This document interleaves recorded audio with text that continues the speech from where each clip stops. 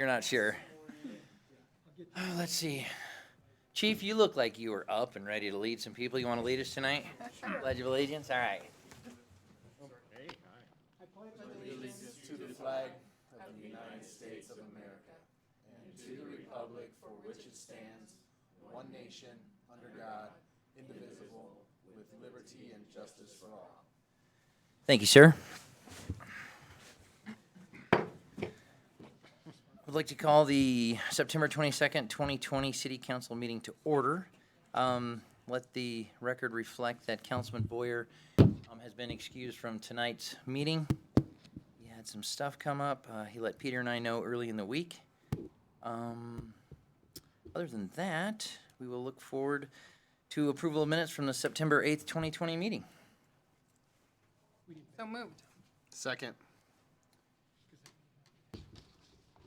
Okay, the motion was made by Councilwoman Camp and seconded by Councilman Mazuka to approve the minutes from the September 8th, 2020 meeting. All those in favor? Aye. Opposed? Motion carries. Thank you, council. Up next is the approval of the agenda. I'd make a motion to approve the agenda as presented. 1 second on that, Councilman. We had a last-minute note. Yeah, okay. If I could have you rescind that motion, sir. I would like to rescind my previous motion. Thank you very much. You're welcome very much. Okay, Mayor, I will move that we approve the agenda with one addition. Item 8G will be the assignment and assumption and amendment of a lease agreement between CEC Solar and Yum Valley Electric and the City of Craig. Second. Okay, Councilwoman Camp made the the motion to approve the agenda with the addition of item 8G and seconded by Councilman Mazuka. All those in favor? Aye. Opposed? Motion carries. Thank you. All right, Councilman James, don't let that take the wind out of your sail. I'm still ready for you to jump in there, okay? I thought it had already been updated. That is the only surprise I have for you, okay? sure? I think so. I'm gonna hold you to that. Okay, all right, fair enough. 45 minutes tonight. Okay. Up next, we move into public comment. This is where anyone in the audience or out in the virtual world can comment about something pertaining to the city, or I guess otherwise, if so moved. And if you would just state your name and address for the record. Out there in the virtual world? Nobody? Okay. You see anything, sir? Okay, got it. So that leaves us in the audience, of which there are basically 4 of you. No pressure.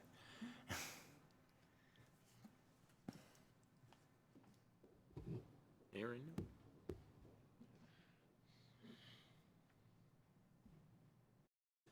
Okay, hearing no comments, we're going to move to item 5, which is presentations. And we have one tonight. That's item 5A. James Ray, CPA from Adams Group, LLC, will present to council the 2019 audit report for the city of Craig. Bruce?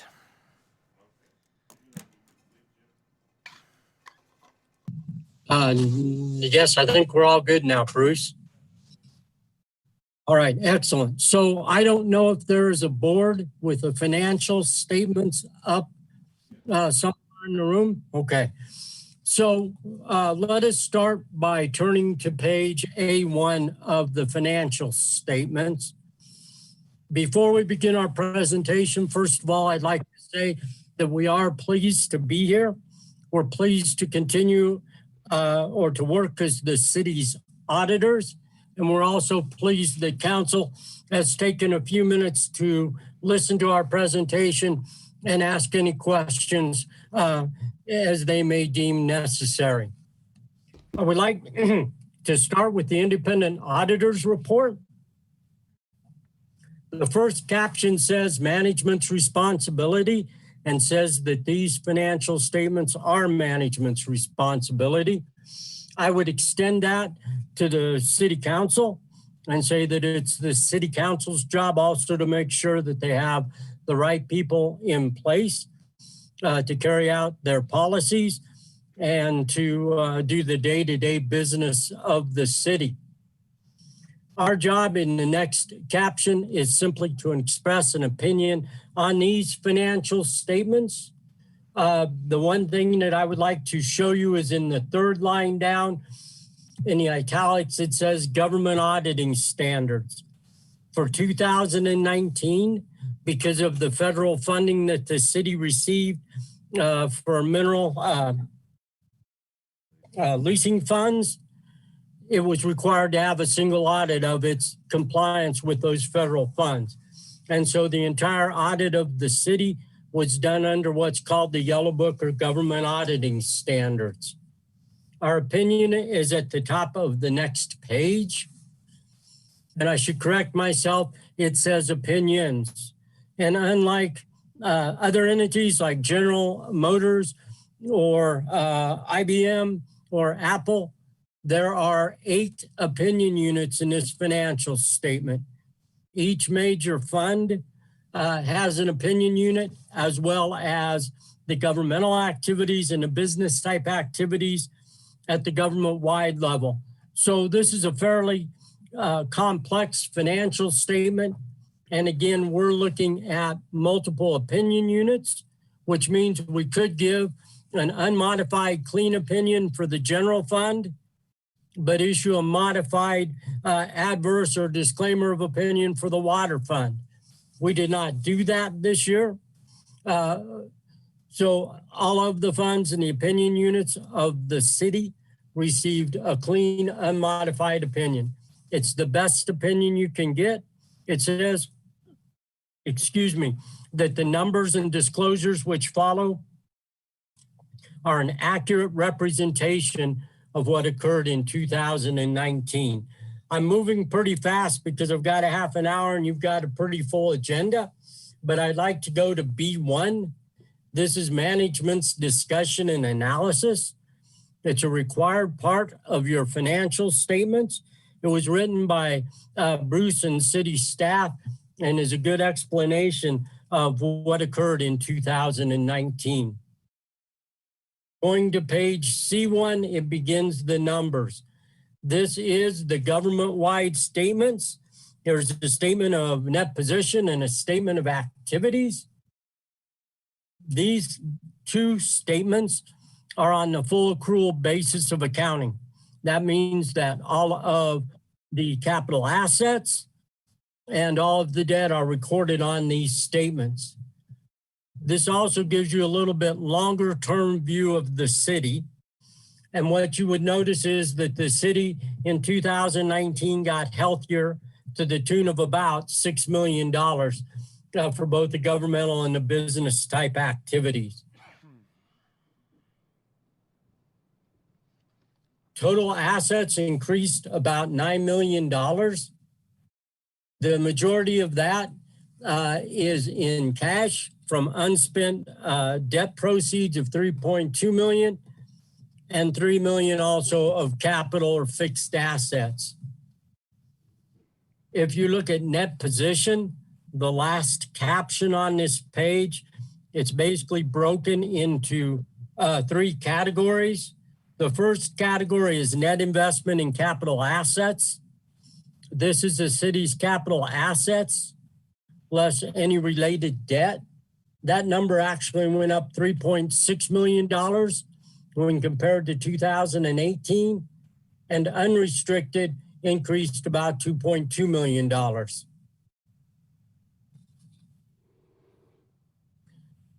On C2 is the statement of activities. Again, this is full accrual, but this is also on the net expense format. So what you see in the first column is the expenses offset by charges for services and grants applicable to that line item to give you net costs. A couple of things. The city looks like exactly what you would expect a city to look like. The third column from the right, governmental activities, all of those should be negative.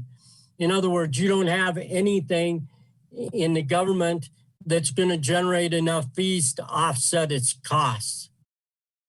But the business type activities should generate enough fees to offset their costs, and they do that and all of those are positive. I will tell you that there are other cities and entities that we audit that don't charge enough for their business type activities, so that number is negative, and that will be concerning. Here, it absolutely is not. Again, if you look at this, what you will see is the second number down for expenses in the top category of the primary government and governmental activities is public safety. Public safety is about a third of the city's expenditures. Right below that is road and bridge or public works, and public works is about a quarter of the city's expenditures. And both of those dwarf general government, city council, city clerk, finance, etc., by quite a bit. The other thing you will see is in the fourth column in from the left, capital grants and contributions. This year, the city received $2.1 million in capital grants and contributions. That compares to about 50,000 in 2018.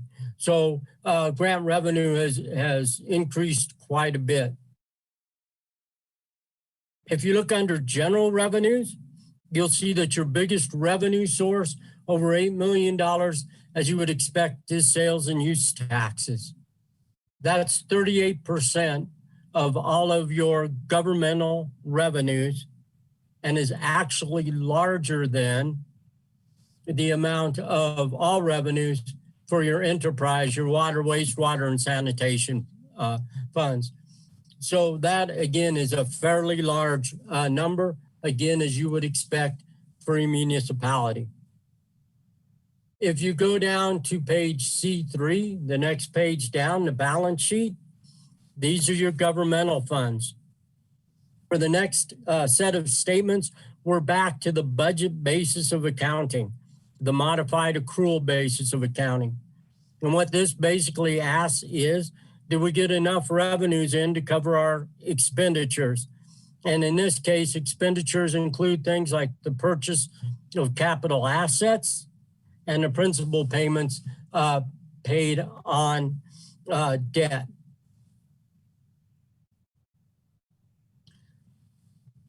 Last year, in 2019, your general fund made about $2.4 million. The majority of that net income, if you will, went to cash, which is where you would hope it would go, meaning it's in the bank. One of the things that we like to measure to determine just how strong equity is how many days of expenditures is there in fund balance. Well, if you look at the general fund, at the end of 19, there was 300 days of expenditures in fund balance. That means, in theory, the city could go until somewhere in the month of September without needing any additional revenues and still be able to survive. That number jumped quite a bit from 2018, when that number was about 219 days, and from 2017, when it was 207. Bottom line is the general fund's healthy.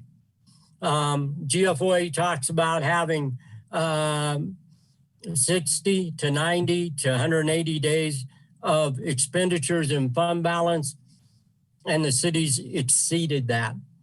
If you look at the middle column, that is your capital projects fund. Capital projects funds go up and down depending on what's going on in the city. If you look to the far right, your non-major fund, and there's only one this year, is the ACET fund. And basically it has about 534 days of expenditures in equity. That's such a small fund with small expenditures. That number's dropped from about 1,500 in 18 and about 1,300 in 17.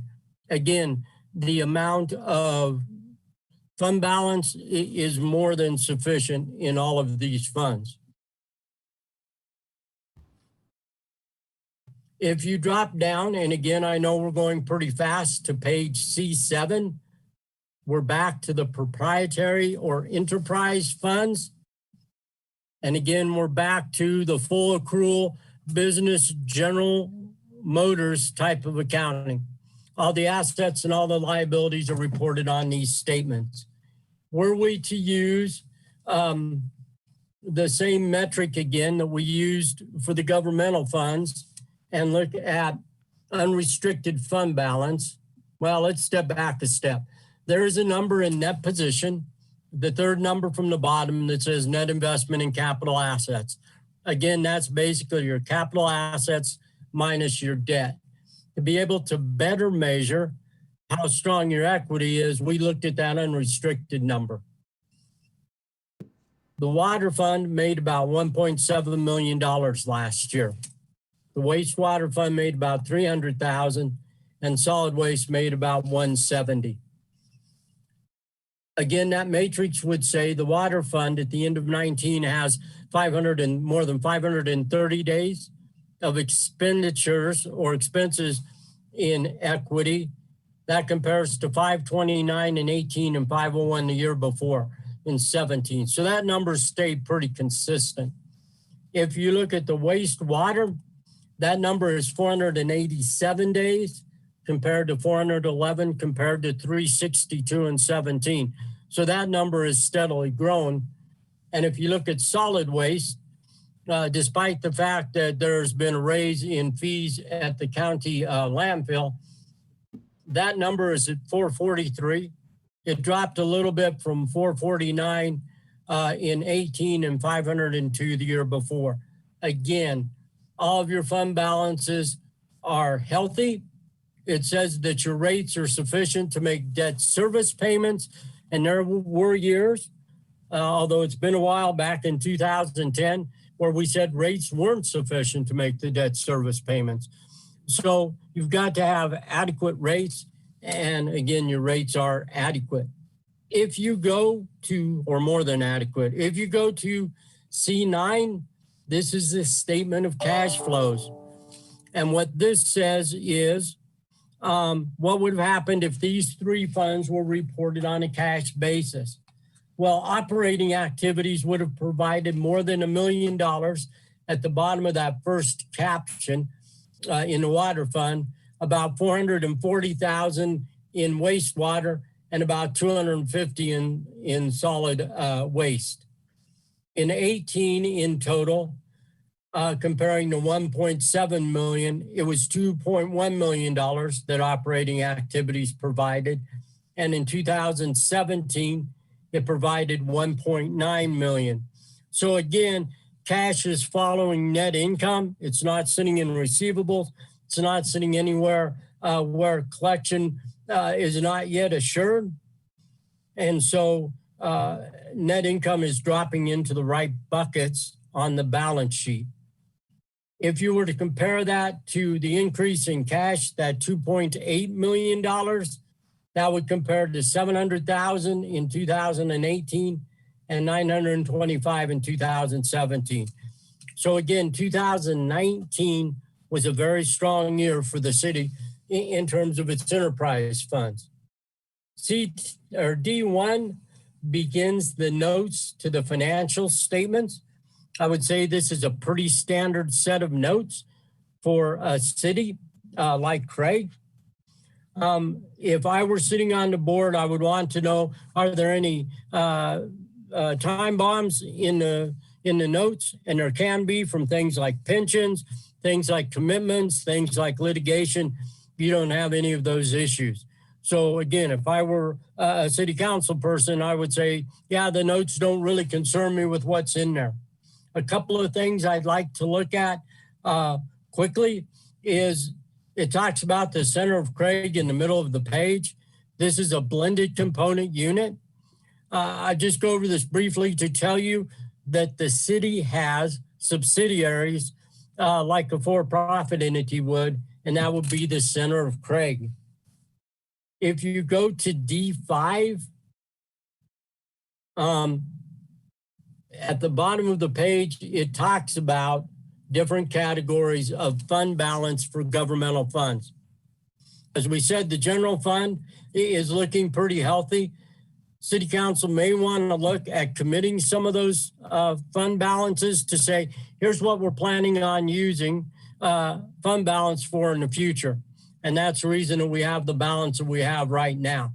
And the most stringent of those is a commitment that would take a resolution by City Council to set up and a resolution by City Council to say, no, we've changed our mind. We want to do something else. But we would suggest that the city look at starting to stratify its fund balance, particularly for the general fund. If you go to page D7, cash and investments is at the bottom of this page. Okay, and it talks about how your cash is split up. And basically everything that's not FDIC insured at a city is put into the PDPA pool, where a bank can take all of its uninsured government deposits and put, again, them all into a pool as a whole and collateralize or pledge specific securities against this pool. So, for example, the City of Craig's funds might be combined with the county's funds for purposes of this exercise, and said, hey, we're going to collateralize both of those entities' pools with securities. As you can see, there's $1.4 million, which is covered by the PDPA. PDPA is subject to the bank's internal controls and how strong they are. It gets reviewed once a year when the bank's auditors come in to do the bank audit. We would suggest on an interim basis again that the city asks for the PDPA report and make sure that all of its accounts are included on that report and that there are adequate securities to cover the total. The bank's gonna kick and scream a little bit saying they can't show you the report, but they can show you your accounts and they can show you your totals. And that is something we would suggest doing. On the next page, D8, just as a highlight, Colo Trust has almost $13 million of city funds, and CSAFE has about $200,000 of city funds. So that is basically the city's investments. Pretty safe, not much to worry about there, again, as a council person. And it's not like the city is investing in derivative swaps or anything such as that. If you go to page D14, the last thing is we do have a subsequent event footnote, and that talks about COVID-19 and the effect that it's having on the world's economy and the potential effect on the city. Although interestingly enough, a city like Craig, and everybody keeps bringing it up, a city like Timnath, because of the way their sales tax base is comprised, they're actually coming out ahead in terms of COVID because people are going to places like Walmart or Costco or King Soopers or Safeway and places like IKEA where you would expect to have some sales tax hits. You just don't have it. So overall, in terms of the coronavirus, the city actually might be a little bit ahead.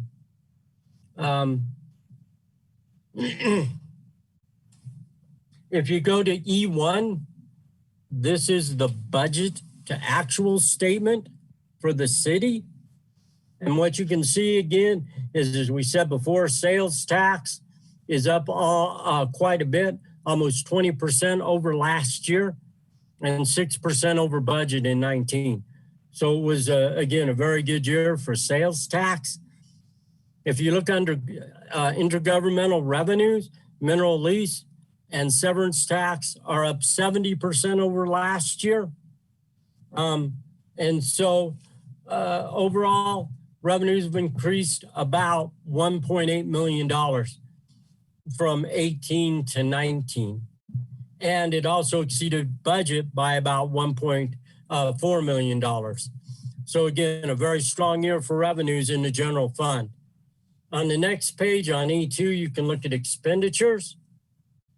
And I guess what I would point out here is, yes, 1/3 of your expenditures were under budget, almost $200,000, that being public safety.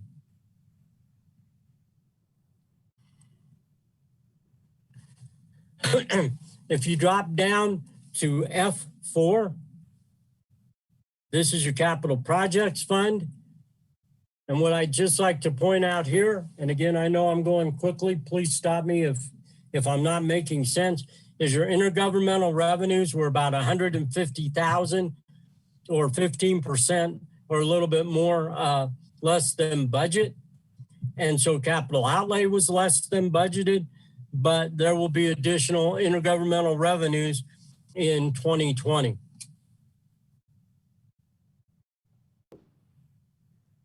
If you go to F5, the next page down, here you are looking at your water fund budget. And so what you'll see is, interestingly enough, charges for services were just slightly more than last year, about $8,000, which on $3 million isn't very much, but they were $120,000 below budget. That was made up for in terms of tap fees, investment earnings, and intergovernmental revenues were all more than budget and were all higher than last year. In terms of intergovernmental revenue, it was about 800,000 higher than last year.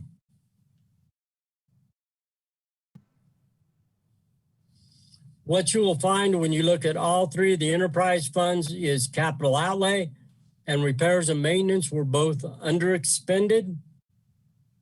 There is $3.2 million of debt proceeds that will be expended this year. And so, yes, cash is a little bit higher, but that 3.2 million, again, will be expended in 2020. If you look at the water and wastewater, or the wastewater fund, again, charges were higher than last year, but were less than budget. Again, as I said before, repairs and maintenance and capital outlay were both under budgeted in this fund also. Finally, if you look at the solid waste fund, charges for services were more than was budgeted and were more than 2018, mostly due again to the county landfill and the increase in fees there. And so you can see that in the middle of the expenditures, landfill fees were up about 1/6 when compared to last year.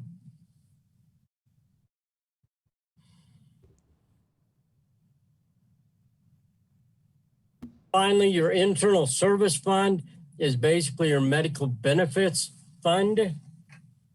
It made $86,000 last year. Internal service funds are set up where they're expected to break even, i.e. you're charging other funds and other departments of the city. So you don't really want these to make a whole ton of money because it's just kind of robbing Peter to pay Paul. They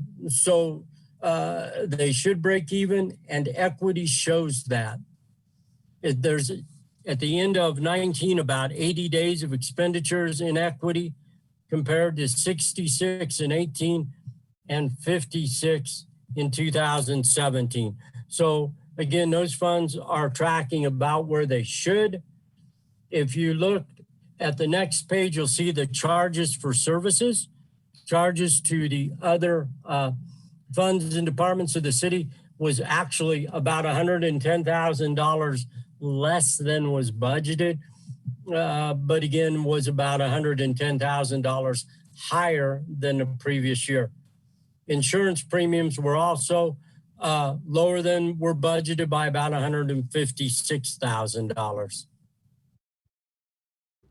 If you looked at the statement of cash flows on F10, again, as if this entity were accounted for purely by cash in and by cash out, you would see that there was an average of $77,000 per year was provided by operating activities. 2019 exceeded that at 108, and all of that dropped down into cash, as there weren't any other expenditures or revenues coming off of cash. Again, that is pretty quick overview of the financials. I have two other quick reports I would like to look at, but are there any questions on the financials? I had a question, this Councilman Nichols. You mentioned that the council should work on a resolution to commit some of our fund balances. Yes. You know, to specific projects or services or whatever. You know, we're Yes. facing some economic hardship times coming up in the near future, within a couple years, where we'll look at decreasing revenues. Can you commit that just to carry over fund balance to offset future revenue losses? You could. What would be better, and I apologize for getting into the weeds in a technical answer, what I would look at, or we would suggest looking at, are stabilization funds. In other words, council's going to set aside rainy day funds of this amount, and here are the specific occurrences that would cause council to be able to use them. Something such as a shortfall in revenues that exceed 5% of the overall budget, or a general downturn in the overall economy that equals X, or again, because of your situation with the power plant, you know, 1 or 2 or whatever happens at the power plant in terms of what gets decommissioned or turned off. So as opposed to looking at a commitment, we would suggest looking at a stabilization fund. And those are a little more common, I think, back on the Eastern Coast, but they're not uncommon and might work very well here for the situation that y'all are looking at. Okay, thanks.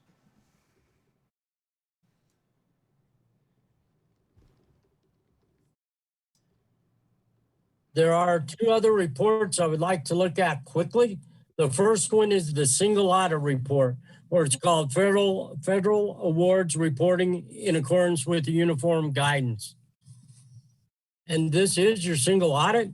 I don't know the last time that the city had was required to have a single audit. We audited y'all with a break of about 5 years ago, I think beginning in 2009. We've never done a single audit for the city. So for all of us what the requirement for single audit, why that requirement is? I'm sorry, I didn't hear you, but I believe you asked the requirement. It's it's expenditures in excess of $750,000.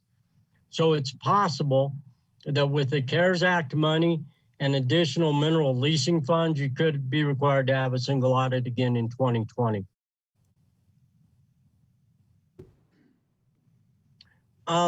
This is a public document. This will be on the Fed's Single Audit Clearinghouse website, along with every other or most other governments in the country, but it's out there for anyone to see.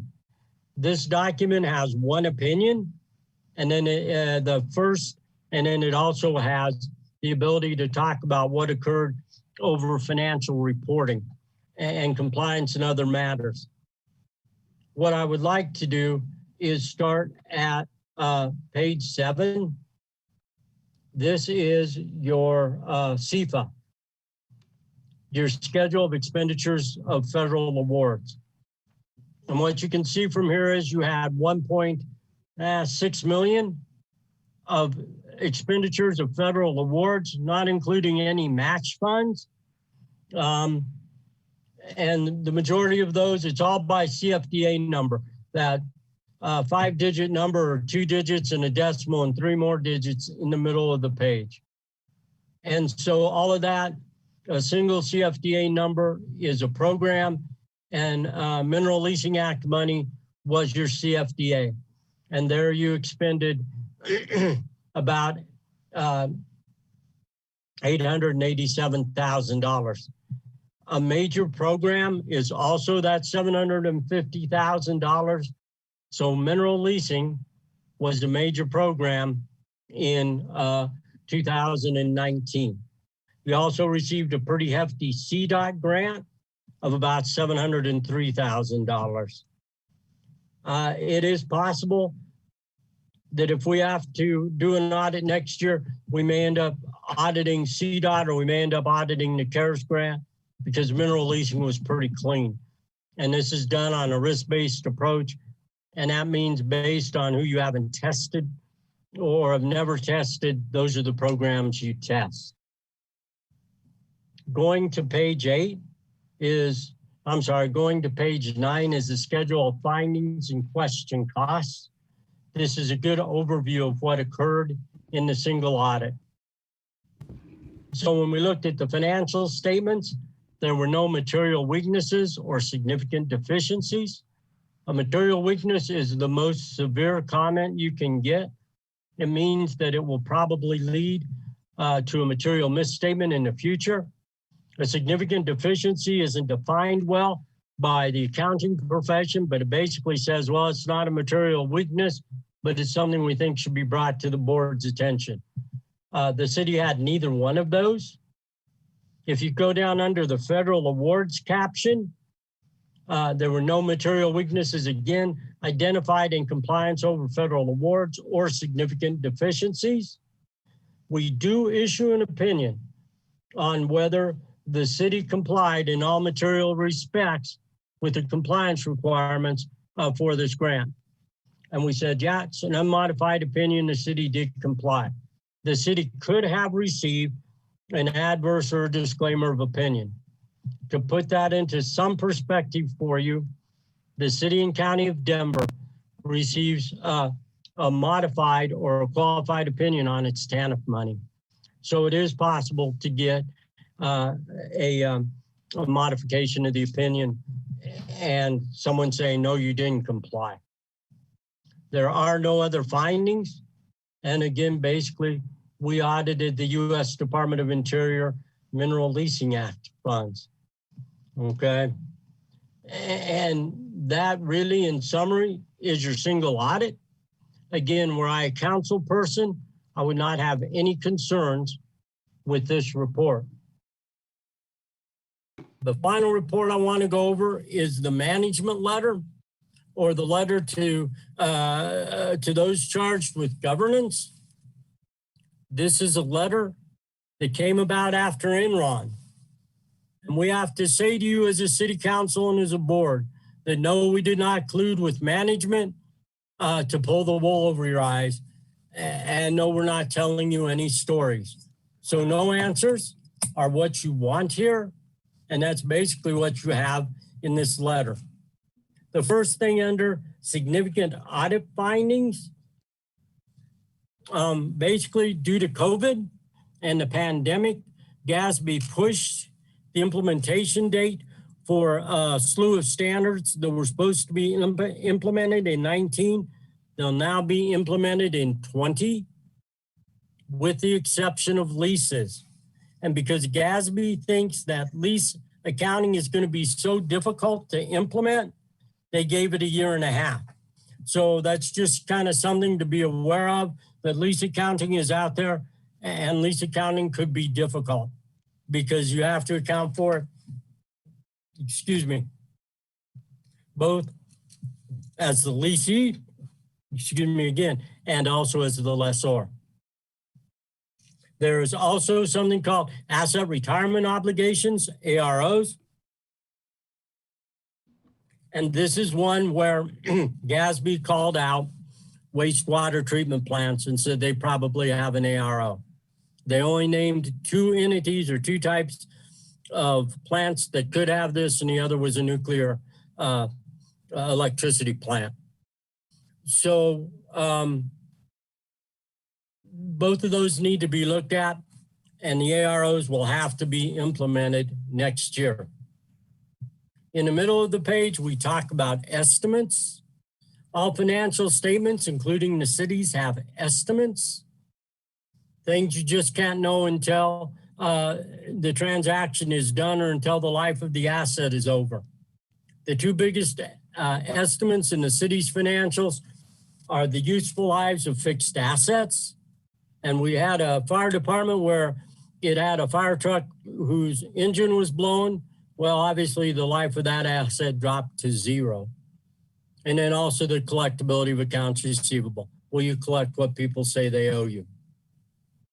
The first no answer is we encountered no significant difficulties in dealing with management in performing and completing our audit at the bottom of the page. We did propose a few adjustments, not a lot, or we would have given you a material weakness, but you can see basically the adjustments that we proposed to management and management booked. What I will tell you is closing the books for year end is a pretty massive undertaking.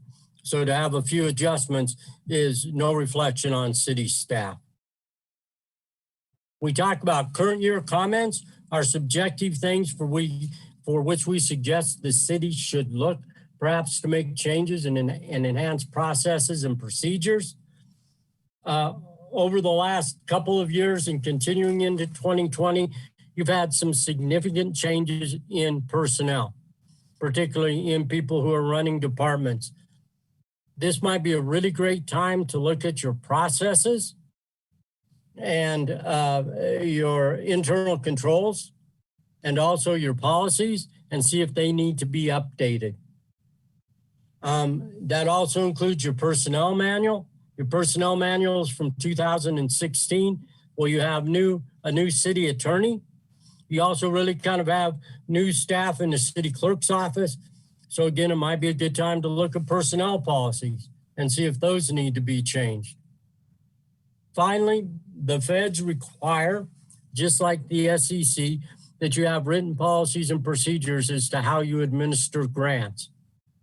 And so we're suggesting that the city look at its federal, its policies surrounding how federal funds are expended and just put some policies in place where if there are none.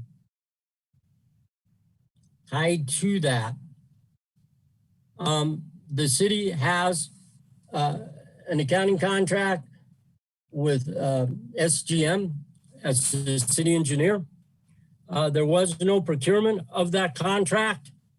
We're not sure that that contract needs to be procured, but it's one of those dot the I, cross the T type things that we're suggesting you talk to DOLA and ask them, how do you document that you don't need procurement for the city engineer, who in effect is a city department that's just contracted out because of the size of the city. At the top of page 3, a fairly minor item, but the billing for the school resource officer, we're suggesting that the cities take over the invoicing process for that and just make sure it's put in the proper period, proper accounting period. In the middle of the page, we talked about the reconciliation of the payroll to the accounting records. Although this is all an automated process, just to make sure that things are working well on both ends, including in the payroll system and also in the accounting system, we're suggesting that that gets reconciled on a periodic basis. We did that reconciliation, or your staff did, as part of the preparation for the audit. It was off a very insignificant amount, but we would think that, yeah, the city may want to get to the point where they can reconcile it with ease and without much of a difference. And finally, as we chatted about before, there are some new accounting pronouncements, the AROs. This talks about fiduciary activities. So GASB's been busy, and that means that the city's going to have to be busy implementing these GASB pronouncements. There were no disagreements with management. Management did sign a representation letter. Close to the bottom of the page, management didn't go get a second opinion from another accounting firm. And before we were hired, management did not say, this is the way we want this accounting transaction to look. And if you want to be hired, this is the way it needs to look. So overall, again, all of the answers were no. Your audit process was fairly painless and it's concluded, although COVID did throw a ton of inefficiencies in our work. And finally, as has been done in prior years, if City Council would like to approve this audit and ask us to file it with the state, we will file it with the state, and we will also do the filing with the feds for the data collection form.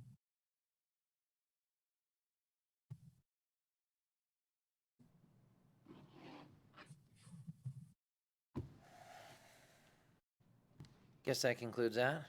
Okay. To accept the audit. In draft form is okay? Okay. Council, unless you have any questions, I would entertain a motion. I'll I make a move- motion to accept the 2019 audit as presented. Second. Okay, the motion was made by Councilman Nichols, and seconded by Councilman James to accept the audit as presented, the 2019 audit from the Adams Group LLC. All those in favor? Aye. Opposed? Motion carries. Thank you, council. I just like to say what a good job and clean audit from city staff and commend you for your hard work. Yeah. As always, Bruce, thank you. Appreciate it. It's nice to get this kind of report every year. Thank you. And Thank you, sir. $2 million in grant money. Yeah, so. Yeah. Okay, council. Up next would be the consent agenda, of which we have none. So we will move to item 7, which will be our public hearing. To do so, we have to move out of the regular council session and into public hearing. So we are now in public hearing, and we have one item, 7A, in public hearing regarding the retail marijuana store license application from Highways LLC DBA Highways Dispensary located at 2255 West Victory Way in Craig. Dustin Kemp is the applicant for the business.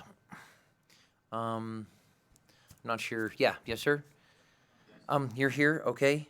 So basically, just so everyone knows, this is a public hearing, so you can speak for or against this particular item. This happens to be the dispensary on the docket. And if you would like to come to the microphone, if you're here to speak for or against that, we just ask that you present your name and address and try to keep your comments to 3 to 4 minutes. So if there's anyone here, either way.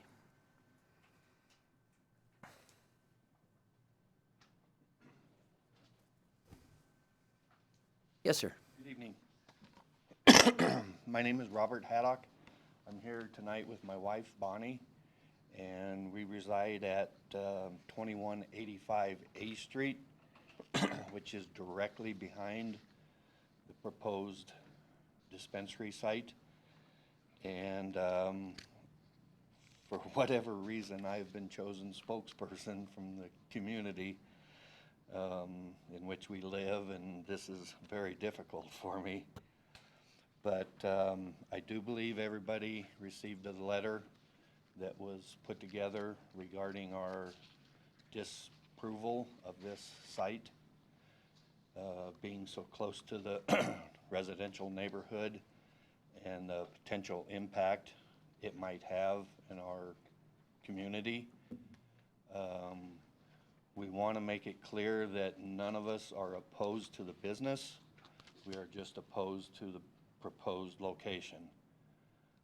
We do believe closer downtown, better lit, better access, better parking, better everything would be more suitable for this type of business.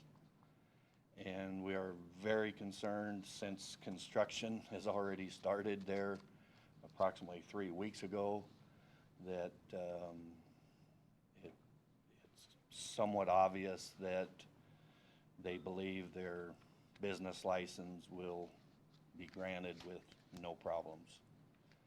And we're also concerned with, if it is passed, the lighting, the signage.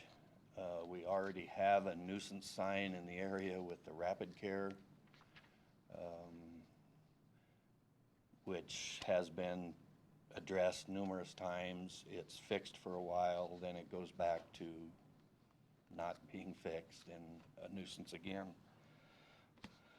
But does the council have any questions for me? Council? You're right across the street, Directly north, directly north, right? And how many people signed the counter petition? I believe there was 9. We also found an issue. There'd been a previous petition through the neighborhood telling everybody how the city is gonna make a lot of money, this is great, blah, blah, blah. They signed that petition, which made them unable to sign this one, and since have regretted signing that petition. But we're unable to sign ours.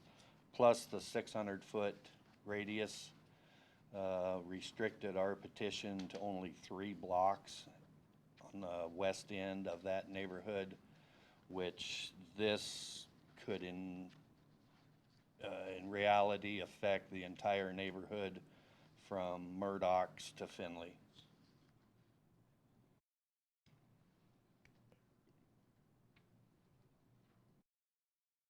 Okay, do you have anything else, sir?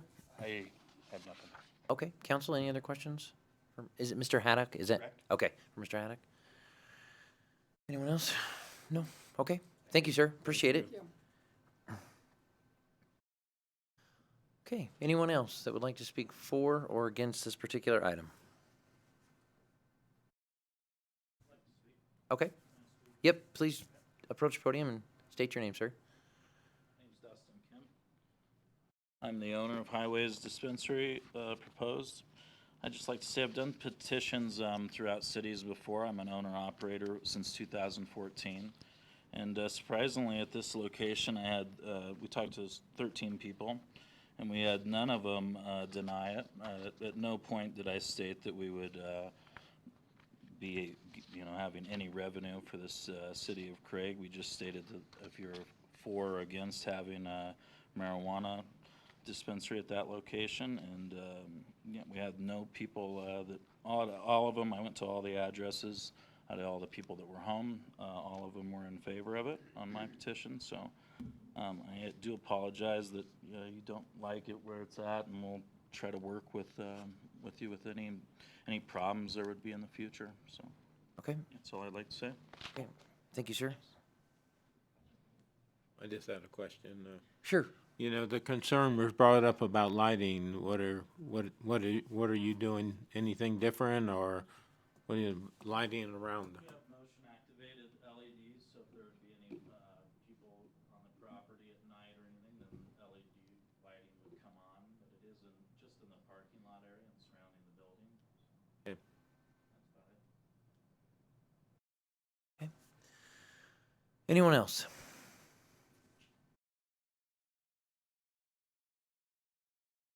Okay, hearing none, we're going to close the public hearing. Move back into regular council session. And item 8A is other business, and our first item is the approval of a retail marijuana store application for Highways LLC, DBA Highways Dispensary, located at 2255 West Victory Way in Craig. All paperwork is in order and no cause shown for denial.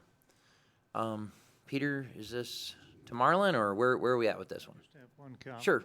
Based on what we're talking about here.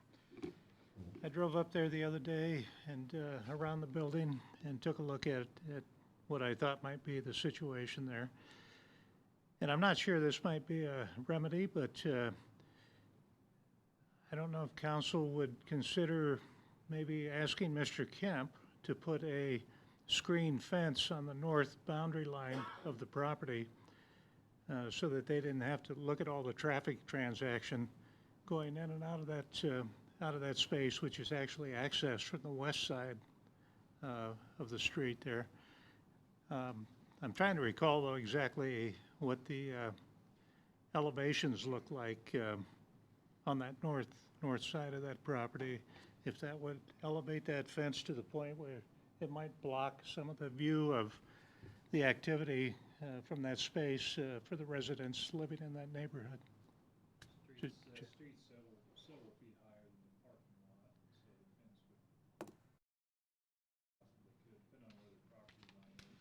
Mhm. Right.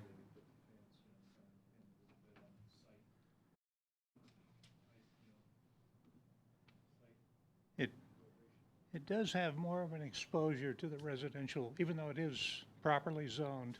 Right. It just, it doesn't face towards Victory Way.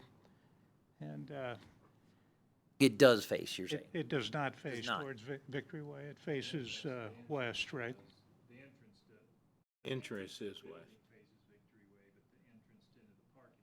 Is on the west side. Right. Okay.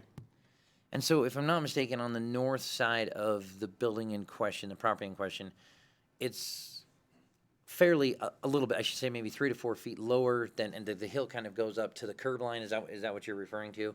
So potentially a fence across there is what you're saying as a potential buffer, if you will, from the neighborhood, from the residents. So my question would be, in that particular situation, it's a corner lot. We have kind of a setback. It's probably 25 feet, right, from the corner? Not necessarily, because your address is the Victory Way side, Okay, but we have a site triangle, we gotta keep this 50 foot each way off of the intersecting streets there, so that would be Yeah, you couldn't take it to the corner. the fence would be more where the building is, okay, per se, than the parking, so sure, I would have to look at that to see if it would be beneficial or not necessarily. okay, That would be something to look at for sure. okay. And Marlon, was in our code or in our ordinance, it's 100 feet for residential neighborhoods, is that correct? So it has to be from property line to property line, 100 feet? Right. Okay. We said if it was in a commercial zone, that it didn't apply to residential setbacks, because, when we come up with that, it was majority of all of the main thoroughfares is C2, but almost all of it has residential that backs right up behind it. Right. So, the mixed-use zones does have the residential setback, because you're still allowed to put residential in mixed-use zones along with commercial. Well, I'm glad you went over that, why we came up with that, because, the mixed use, obviously, we do have a setback. Up there, I'm concerned with, right on the other side of the street, you have, this facility with the traffic, the signage and everything else, and right up against a residential neighborhood, and I was concerned why we made that exemption for him for mixed use and not C2 or L1 or L2. Why we made what? Yeah, why we gave a setback for mixed use and not, Oh, yeah, So, what I just explained, because mixed use, if you put right, a commercial building in mixed use, somebody can put a house right next to the adjoining lot. But in C2, they're not allowed to build in the C2 zone. However, a lot of C2 zone has residential backed right up to the backside of it. So that was what we had looked at. And I know you guys went kind of back and forth on that residential setback, because it took out a majority of C2 zoning, because when you look at our zoning map, the majority of the pink there. right, the whole West Victory Way is all C2. So that's why we still kept it with the mixed use, though, because we didn't want to house, retail marijuana and house all sitting right there with no streets even dividing them. That's why the mixed use still has. So you're saying there's nowhere in C2 pretty much that they would ever be able to put a, Oh, there was spots in C2 for sure. So do we, There's some C2 that doesn't have any residential right next to it. All of the main thoroughfare, majority of the main thoroughfare does, at least from property line behind. A lot of times there's an alley or street in between, turns into residential low density or something like that on the majority of it, is what we were looking at when we looked at the zoning, when we came up with that. so do we currently have any approved locations that are within 100 feet of residential? In C2, sorry, I should, Oh, in C2, you would have the Honey Bear one down there is the same scenario. You have C2 all along that part of town, but behind it is residential. Where's that located? Sorry, I don't know the, What used to be the, oh, okay, JW Snacks. okay. So, yeah, like I said, we went back and forth on that originally because we're like, well, originally I started with it going, well, what if there's this house in a C2 zone? Because there's some that are existing. Sure. They're not, they're grandfathered in, and I said, are we gonna, they're a non-conforming legal use, so we're gonna have that in that setback also, and we decided not to use a house that was in a C2 zone as needing a buffer to that, because that would rule out a lot of the C2 zone, and then, you guys decided also that with there being residential backed up to a majority of that C2 zone, that, if it was in a C2 zone, then we wouldn't have a residential setback. That's when that came about anyway. Sure. Right. But it's still on a case-by-case basis, I mean, you still have different parameters, you know, Yeah. parameters are a little different, so. Yeah, it's definitely not a one size fits all, right? Doesn't, If you had a C2 zone and they were wanting to enter it off the, let's say, residential side, the back side of it, I'd say that would be a good reason for it. Most of them enter on the Victory Way side or that. sure. So does, in your opinion, from reading through the notes, it feels like that there's no cause shown for denial. With their entrance being off of, I don't know the name of the street, but it's definitely not off of the frontage road or the Victory Way side. It's off of what I would call a residential inlet or outlet, I guess. I don't know that to be factual, but to me, that definitely allows access to that neighborhood Right. through there and then through those. It's an odd on the hill area, but yeah. And when the one road cuts off on an angle, and yeah, but does that come into play as far as what you just said? We didn't have it as any kind of, there's nothing stipulated in our zoning ordinance that Right. necessarily outline that, no, Okay. as far as buffering requirements. So obviously the C2 zone, no matter where it's at in the C2 zone, it still has the buffering requirements for parks and schools and licensed childcare facilities and that sort of thing. Okay. Residential, because you guys are a little concerned about it possibly limiting it, a good chunk of the C2. Sure. The discussions we had when we were going over it. Sure. Okay. Yes, sir. If you'd like to step up to the microphone, that'd be fine. There is an exit from the property on the east side of the building that exits to A Street, Okay. which parallels the bottom side of the residential areas. And today, that corridor is the main corridor for the undesirables from that end of town to the mall. Because of the lack of lighting, they're not on the frontage road, they're harder to be seen. There is constant nuisance traffic, foot traffic, bicycle traffic, whatever, 3 o'clock in the morning using A Street, From the from the frontage. south side of this location, and then they can go around to the east side up onto A Street. Correct, Okay. correct. Okay. I think I know what you're talking about. Right in there's we're replacing a water main, right? And right? And Peter, that's where we drove through the other day, right? When we went and looked at that. Okay. I just want to make sure I was thinking of the right place. So it sounds to me, thank you, sir. It sounds to me like I like the idea of a buffering fence personally. I guess it's just an opinion. I also think that if this is something that, and this is again just an opinion, I guess I'm speaking to council, Marlon, Peter. I would think from your comment about if they accessed from A Street, from the residential side, that might be more of a concern. I would think that we need to, if we fence or how this, I don't know how that works, potentially maybe we make sure that's not a means of egress.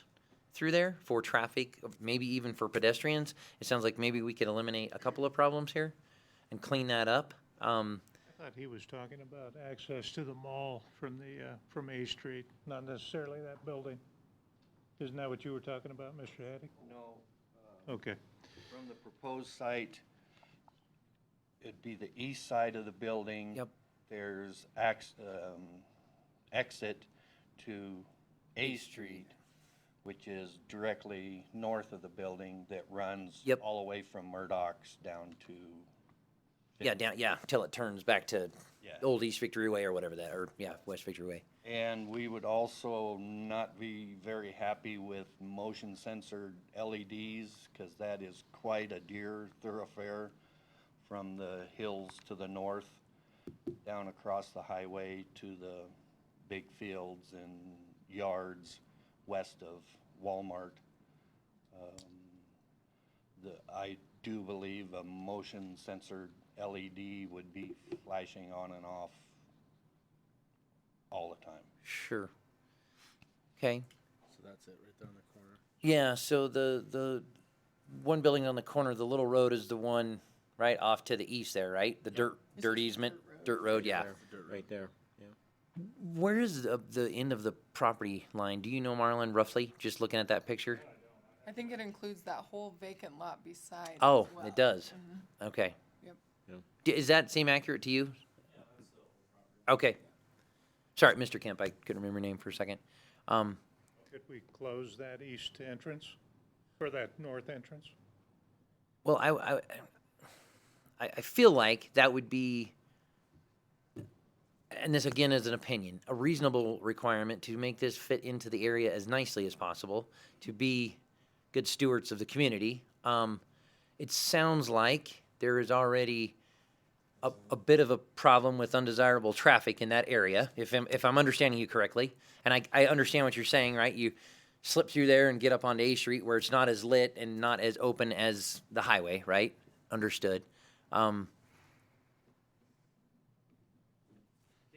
I got just. Right. Yeah, and honestly, to your point about the motion lights, if we do have a fence or something there, potentially it's going to slow or stop that traffic. The animals are going to realize that they either have to bed down on that field, potentially, or go up A Street as they do in every other street in this town. It's they're almost as big a nuisance as anything else. I just haven't talked the chief into letting us shoot them yet. What are your requirements on the motion lights? Obviously, you'll have some out front on the Victory Way side and possibly facing west. Are they required all the way around the building, or what's your plan? On the initial site plan, we had them in every corner and then 2 in the front of the building. We could take those 2 off the back, if that's a concern. I know the back part of that building don't stick very high out of the ground, you know what I mean, because of dirt. So the fence is a good idea, but keep it up higher. You know, the lighting is for security reasons, though. It's so Understood. so that we, the people that are walking through there, they're all going to be. There's going to be cameras all the way around this too, so you're going to Sure. have 24-hour surveillance. So it's actually going to be a lot safer than it is right now, in my opinion. But we'll put up a fence if that would help you. I know you're not happy either way, but. Yeah, we also have letters stating that because of the cameras and possible security guards and stuff, security issues aren't as drastic right around the immediate facility. It's the outlying areas once it gets dark, once there's lax cameras, where the potential crime and property damage does occur. That'll all be lit up, and this business is no different than Orscheln in a way, really. I mean, they're gonna have parking lot lighting. Just because we're a marijuana dispensary doesn't mean that we can't have lighting. All these other businesses along here have parking lot lighting. Steve, what do you got? Well, I'm sorry, go ahead. No, I'm good. No, I drove up there and drove around it when I saw this was on the agenda, and I just feel this is more of a residential area than most of the other ones that I have supported, that we have approved. Granted, you have Murdoch's right over there to the west of the facility, but I don't know, I'm having a hard time with that. I don't know if the fence would screen it, but, you know, your fence would end almost at the parking lot to give you your visibility triangle going out to the intersection. So I'm not sure if a fence would block most of that traffic or not.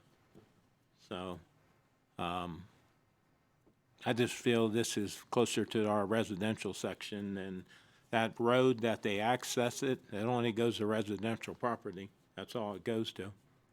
So,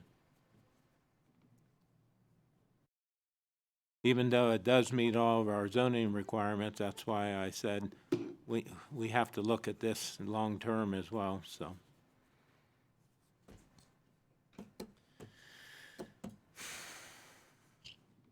I agree with you, Councilman Nichols. I struggle with that being as close to residential as it is. At the same time, we allowed the one at the old 1 hour photography. Is that, Absolutely. And it's all residential. and it's, yeah, it's inundated as well. Well, and that's even a less residential area than his original medical marijuana spot, which was right in the middle of Right, nothing but residential. right. And we weren't here when that was approved, so, No, but I'm saying. Some of us were. yeah. I mean, that was, Right, Yeah. yeah, that was a house.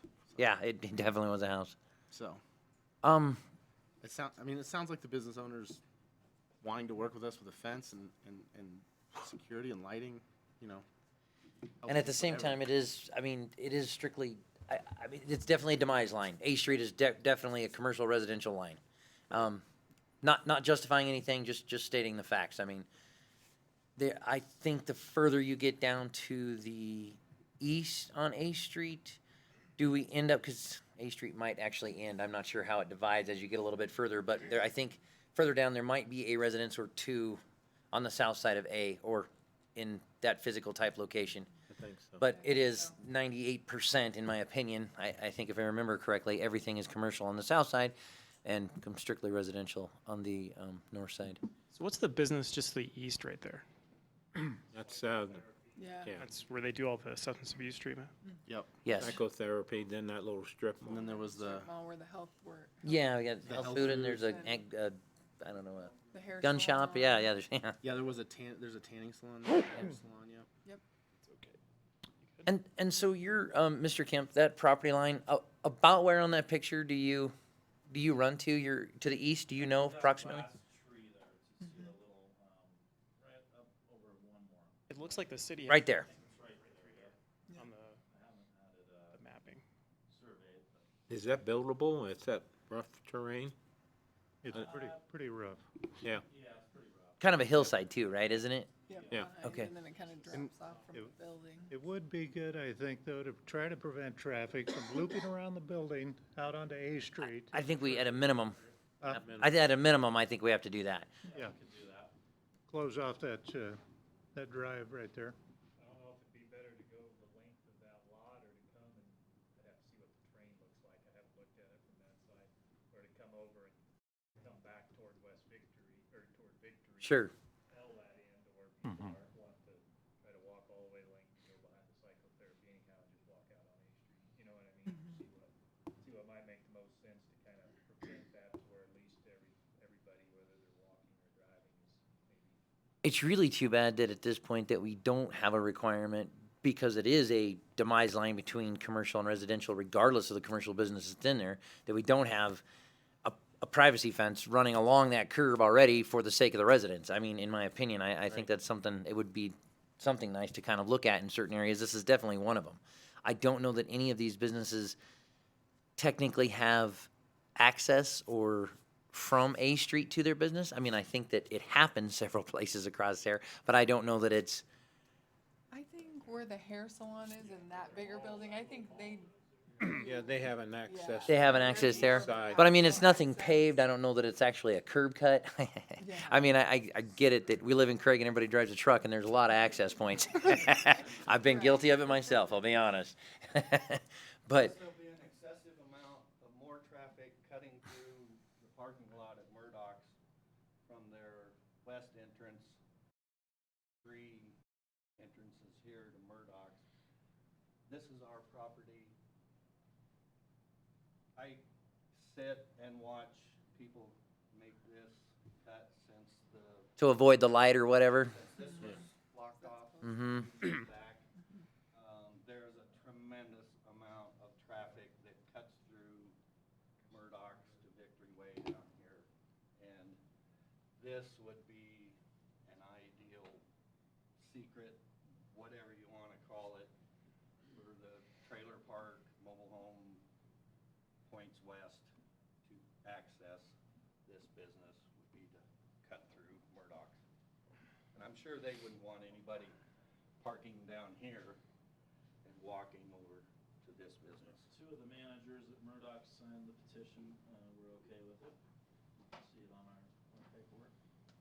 We were not allowed to have commercial people sign our petition because these business, the health and tanning salon, they were not in favor of this business.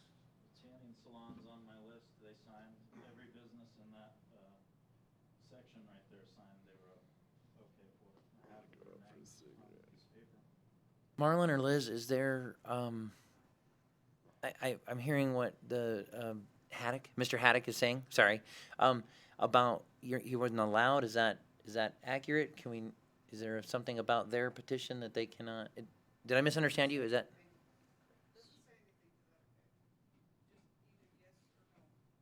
But if they signed one Is- in favor, then they couldn't sign a second one saying they weren't in favor, which makes sense, obviously. Okay, right, Sure. right. Are you in favor or not? Okay, I'm just trying to search for clarification to make sure that, I just want to make sure everyone's represented equally and fairly. Councilman Hess? What do you got? Well, I got a couple things. Sure. One, we own property there at the end of the bike path Oh, up, corner. We own all that back there. I don't know if we have future development of park or what we're going to do with that, but that's something to consider. That's within 500 feet of that building.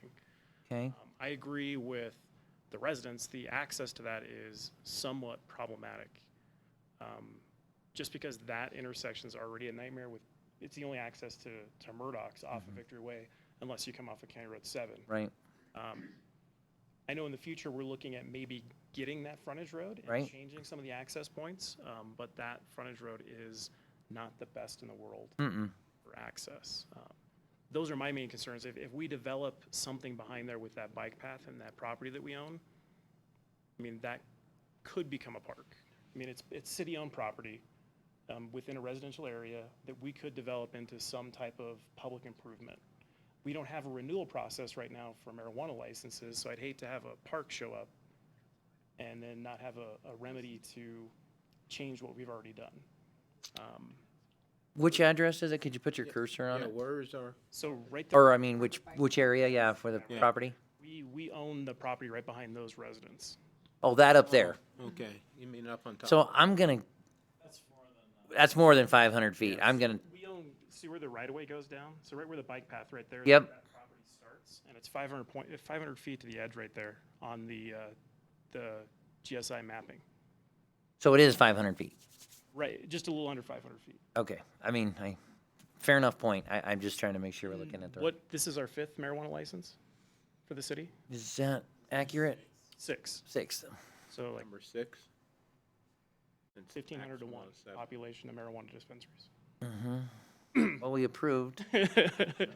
Well, some of us 7. wanted 3, but. Yeah, So that's, If- those would be my talking points, that okay. we're getting in that, where we'll have such a competitive market. Well, it's just, that's a lot of dispensaries for a small town. market has a way of dealing with that. It does, it does. Right, yeah, we don't Capitalism get will into take care of that.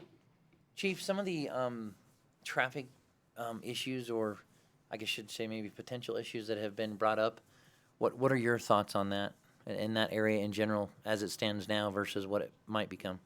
You know, and I have to agree with Councilman Hess, that is the only road into Murdoch's on the east side, so at times it is fairly busy there. You know, Trevor and I were sitting here, if the traffic's an issue coming out of the business itself, just put no right-hand turn, everybody has to come down and not go back up A Street. Not everybody pays attention to signs. Sure. And, you know, and I guess I was thinking, here, that's a pretty big parking lot, but you look at the front of the building, can he set up his parking in front of the building and leave this, you know, just not let anybody park on this side, because that building's fairly large, you can probably get 4, 5, 6 cars in front of that. Sure. And what was your statement again about the no right turn? Explain that to me again, please. Okay, you're coming out of this entrance right here, Okay. don't turn right. Ah. Tell someone to turn left. Okay. I Fair think enough. I think most of them, or I guess it's just a guess, that they're gonna come here and go this way. Sure. Sure. They could come this way and go like Mr. Haddock said, go through. Sure. Potentially they could, yeah. Right, but Because I've been guilty of that too. Yep, fair enough. isn't it illegal to avoid a traffic signal? Not in Craig. Hey, look at the stop sign at the high school. Yeah. You know, we can do that, but I'm not sure how many people follow that number one, no right-hand turns. And, Well, it would, rid of the west and the north entrance and build an entrance on the south off of the frontage road. Yeah, I was gonna ask, is that, 'Cause you could is direct that the main concern, is that, Yeah. that the entrance is off 8th Avenue there? It's a pretty, and the guy would have to look at it, it's a pretty steep incline. Right, cause It is right in front of the building, but if you go the next lot to the east, it's not as steep. Yeah, because you can see the roadway there. I mean, cause it's kind of a steep entrance going into where the tanning salon is. Yeah, that's pretty steep there. Yep. But it's doable. I thought about that suggestion myself. I just, it is, and I don't know where, I mean, we've already essentially asked for a fence. I mean, that's an expense. Don't know that you probably had accounted on yet, for sure or not. I mean, I don't know where we can draw the line on what we can request or ask for. That would be the easiest way to put curbs in, where those curb cuts are. Sure. What I really wish is that your access was back there off that stoplight instead of back up there. And Yeah, that's that mall-style entrance where there's no controlled access going in and then 2 stop signs going out is what gets back. 150 feet from a lit intersection. A lighted intersection. Yeah, It it's the makes no craziest- sense. That's one of the worst spots for traffic control. I mean, it's just weird to have a traffic control device there that could have fixed everything, and then you have 2 stop signs up the way from It it. is a mess, right? Yeah, why? We didn't have a street light there until we put Walmart in. Put those poles lined up to That's- put a banner Yeah, the stoplight would have later fixed today. everything. Yeah. Is that something that could be considered, Peter, is maybe creating another access off of Victory onto that frontage, so that we don't have all that congestion turning God, it's into just a where Murdoch mess, right? I don't know. Off of Victory or off of, you're talking about the frontage road? Yeah, Yeah. so like where Walmart's stoplight is, for example, somewhere in that stretch does that sound reasonable or something we could maybe consider, at least look at? Cause it would then, some of the traffic would still come out from the Murdoch's entrance to that stop sign and get on the highway there, but maybe it would filter a little bit of the So just traffic. eliminate those 2 weird islands and just no access between them is what you're saying. Or leave the islands, but no access between them. Yeah. Put a light and I've often wondered why we don't, I don't yeah. know. I mean, I'm just- Right away is the problem. Yeah. Right. We can acquire that in the next year or 2. Do whatever. We could maybe fix that, right? Yeah. But that's, if we. Okay. Yeah, if. All right. So with not getting too far off a subject, I guess,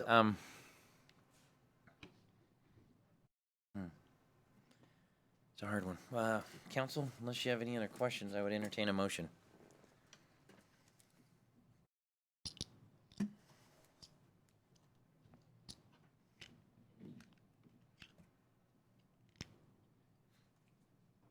And that can be any kind of motion.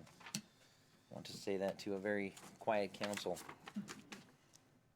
Well, I mean, I just don't think it fits the neighborhoods. If I make, you make a negative, Robert Rules of Order, you can make a negative motion, can't you? Make a motion to vote and then vote nay on it. But what? Yeah. Well, I can't get vote to approve it, so. I'm just struggling, and I hear what you're saying with that neighborhood, I'm struggling with making the exception for Honey Bear and not for another one. Well, Yes, you it know, is Honey trouble Bear's as well. closer to, you know, I don't know, I look at that more business downtown where Honey Bear is. You know, from that standpoint, I don't know, from Highway 13 all the way through there is commercial. So it's, I see the argument both ways. I mean, guess. Murdoch's is right there. Right, and right. then Right. two Walmart. businesses on, There's a you little have mall. businesses on both sides of it. Right. And Walmart across the street. And, Right. And I get it, but it just seems more industrial there Right. to me than downtown. So. Fair enough. I mean, I'll make a motion to approve the retail marijuana store application for Highways LLC, DBA. Second. Do you want anything in there? Oh, I mean, if we, yeah. The Can I put fencing? that in there? Can I put can I amend the motion to put a?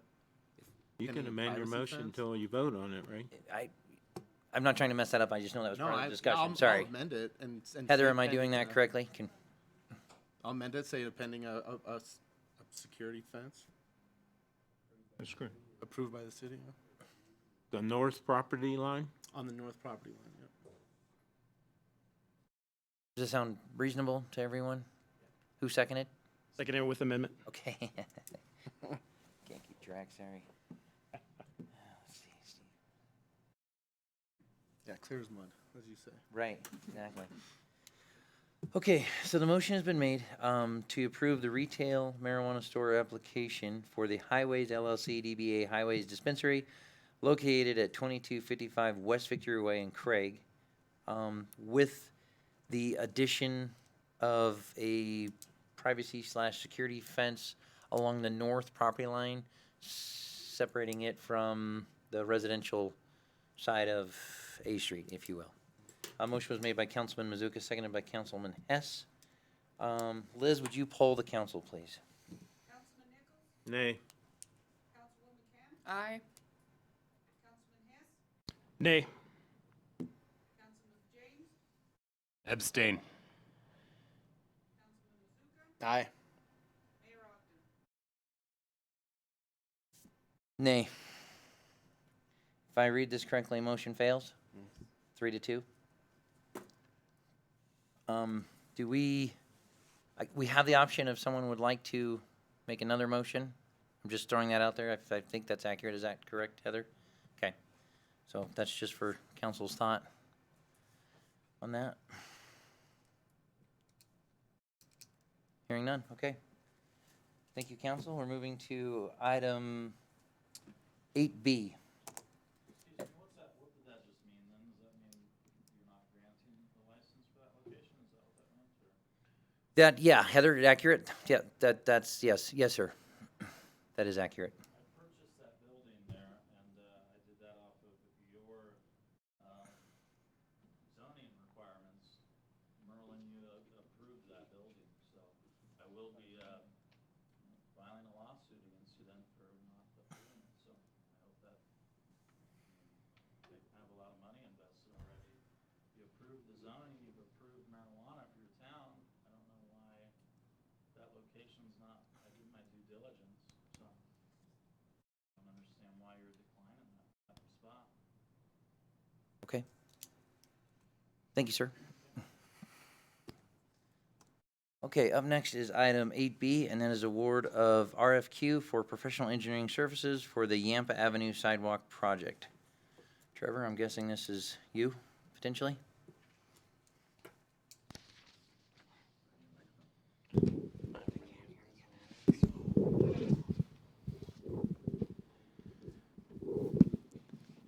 So this is for the multimodal fund grant that we got for the downtown Yampa Avenue sidewalk improvement project earlier this year. Part of CDOT's requirements is we have to have an engineer put together a plan set for this project. So in July, we put out an RFQ, a request for qualifications, and we had 7 responses. From those 7 responses, we reviewed them, and 3 of them, you can tell, took care in what they put together. And we entertained interviews from all 3 of those, which were Martin, Landmark, and Baseline.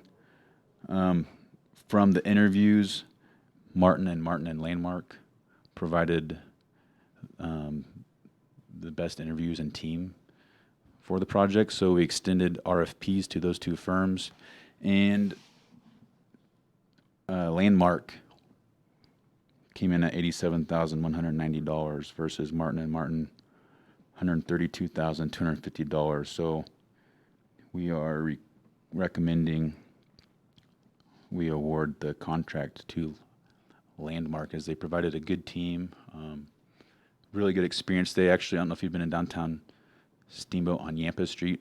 They're the kind of the city engineer for Steamboat for a lot of their projects, and they are the ones that designed and coordinated public communications design and so forth for that project along the river on Yampa Street. And I don't know if you guys have seen that, but it's pretty impressive. So really what we are wanting to do on our Yampa Avenue, coincidentally, is pretty much the same thing that they've recently done, and they're local and put a really good team together and package at a reasonable price. So What was the budget for this project, or for the engineering part of this? we did not have a budget. The multimodal fund grant only covers construction, not engineering.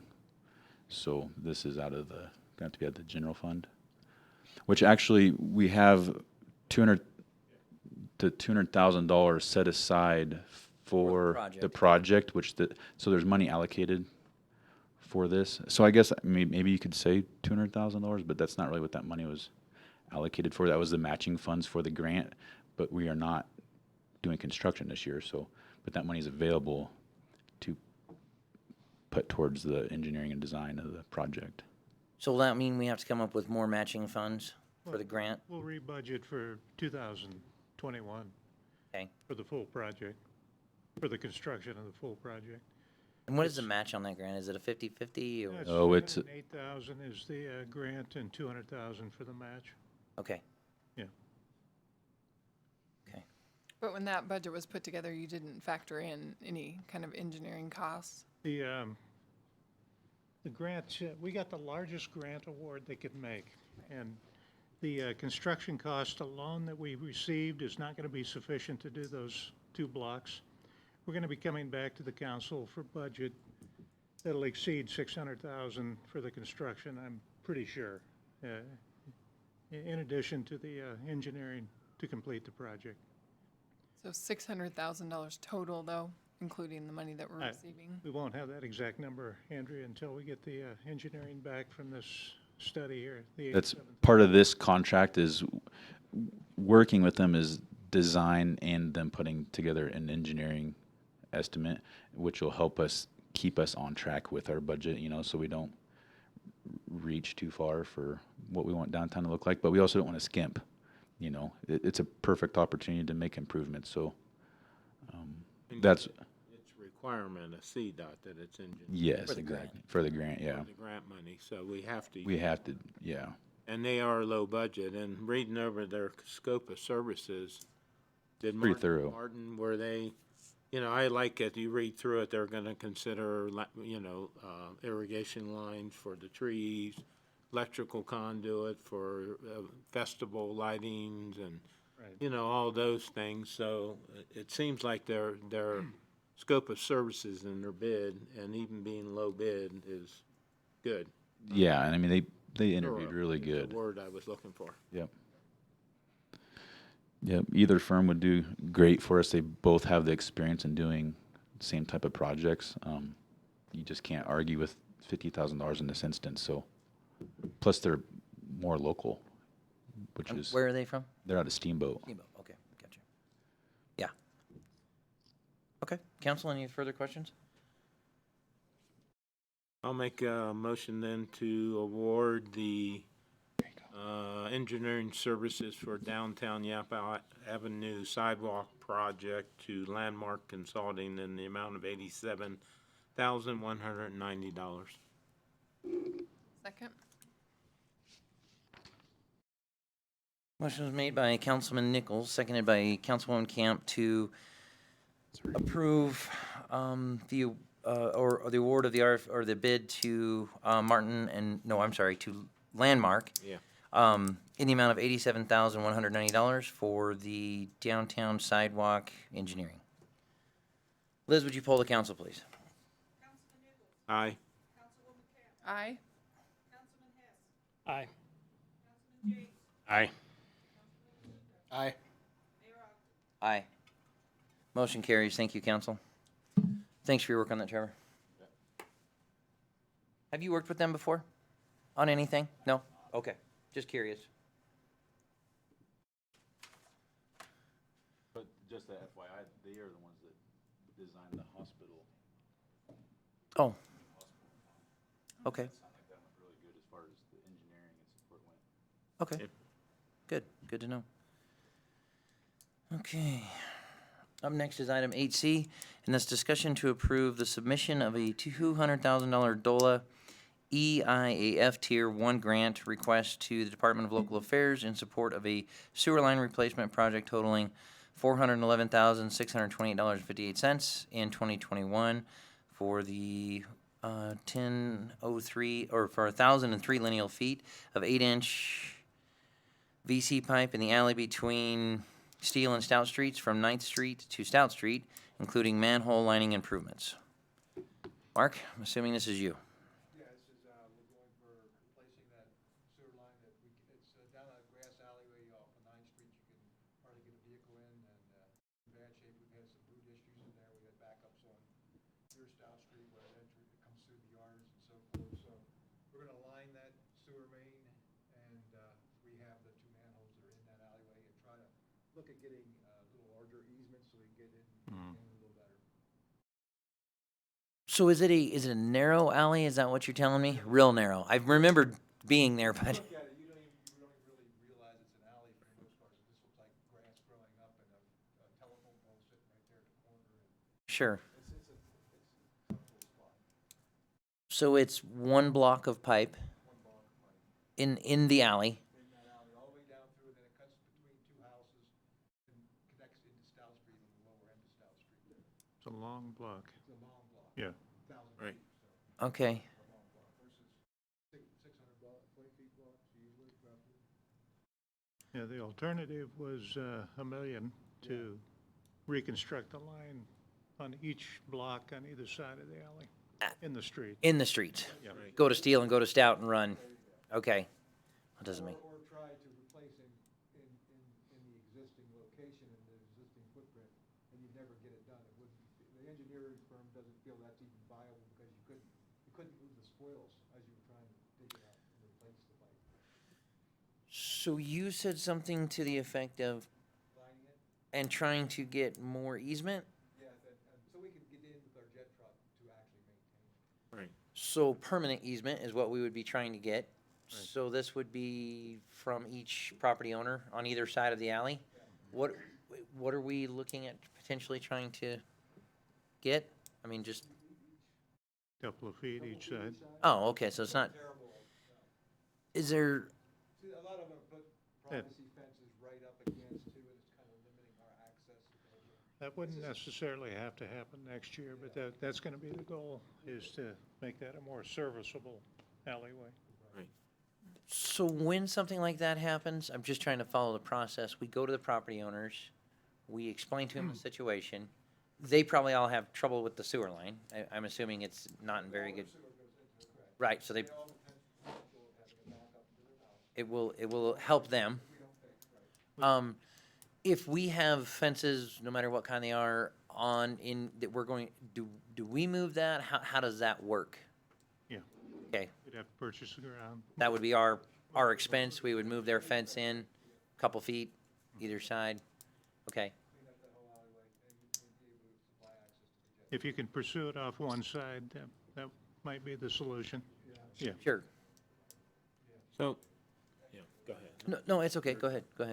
Again, again, that's right below my house, so I walked that again today, and, you're right at the top, it's extremely, you couldn't even get that truck in that, on the 9th Street side. Now, the real problem on access is the property, the easement that runs, dog leg to the east there on the south end of that alley, because it just ends nowhere. Because the, But if you can get to that lower manhole, you'll be able to jet over to stop. right, and You'll be able to maintain it if you get down to that lower manhole. so I just had a question on your memo on your letter where you make, based on our evaluation discussion with staff, to rehabilitate the existing line, that's, you put the cure in place liner in it. Install new sewer lines in Steel Street and Stout Street and realign service connections. What is, That's the other option for over $1 million. If we actually okay, run away from the alleyway, try to reroute the sewer down to Steel and Stout, right. catch the homes that way. Okay, I was confused because, I didn't know what you were gonna do on Steel and Stout. They gave 3 options, SGM did 3 options on trying to fix this problem. One Okay. was the cast in place, or cure in place liner. Right. One is replace in the existing footprint, or move it to Steel and Stout. But you can have access to that lower manhole there with, If we can get that little bit larger easement on that area, right, and we get into Stout Street. so what do you have now, 10 foot, 5 on each side? Probably? More than From likely, center of alley. yeah, Center Valley, probably, that's about it, yeah. okay.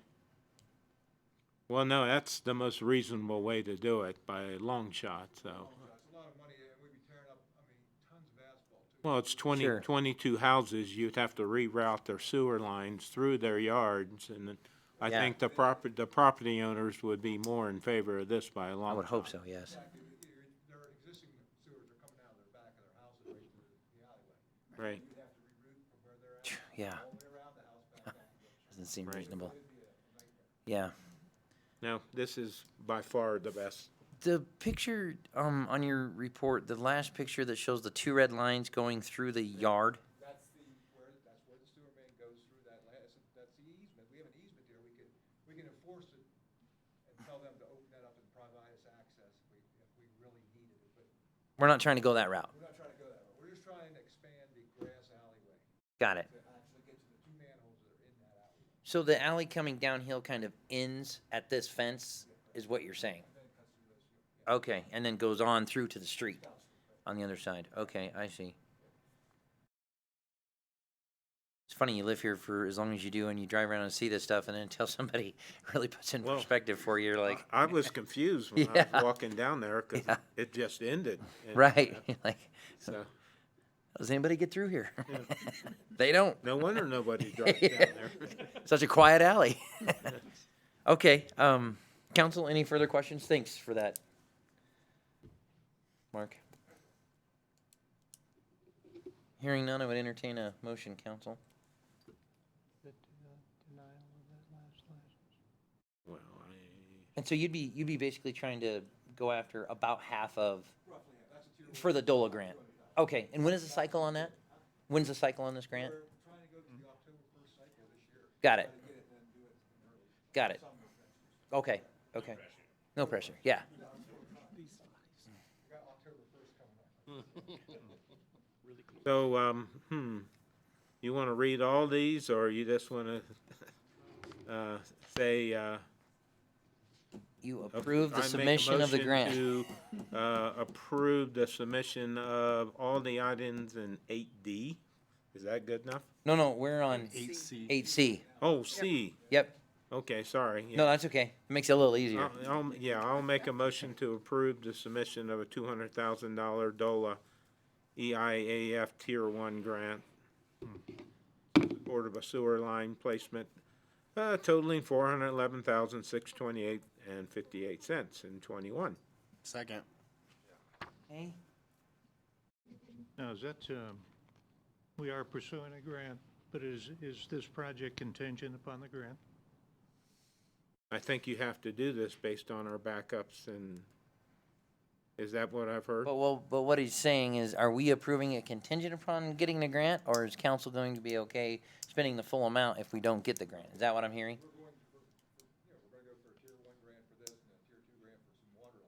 Well, actually, we'll be coming back to you with the actual quotes on this. I guess that'll be a separate discussion, won't it? Right now, we're just getting approval to pursue the grant. Yep. Yeah, Okay.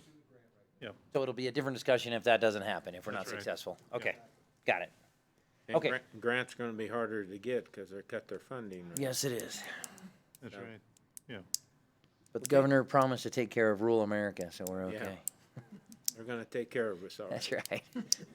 Okay, so the motion was made by Councilman Nichols, seconded by Councilman Mazuka, to discuss, to approve the submission of a $200,000 DOLA EIF Tier 1 grant request in support of the sewer line replacement project totaling $411,628.58 in 2021 for the replacement of 1,003 lineal feet of 8-inch sewer line in the alley between Steel and Stout Streets. Liz, would you poll the council, please? Wait a minute before we go. Is that replacement or doing the cure in place? Cure in place. Okay. Got it. Rehabilitate. Rehabilitate. Yeah. Okay. Liz, would you please poll the council? Aye. Aye. Aye. Aye. Aye. Aye. Motion carries. Thank you, council. Okay, up next is item 8D, and that is discussion to approve the submission of a $521,985.05 DOLA EIF Tier 2 grant request for the Department of Local Affairs in support of a water distribution line replacement project totaling $1,043,970.09 for the following locations.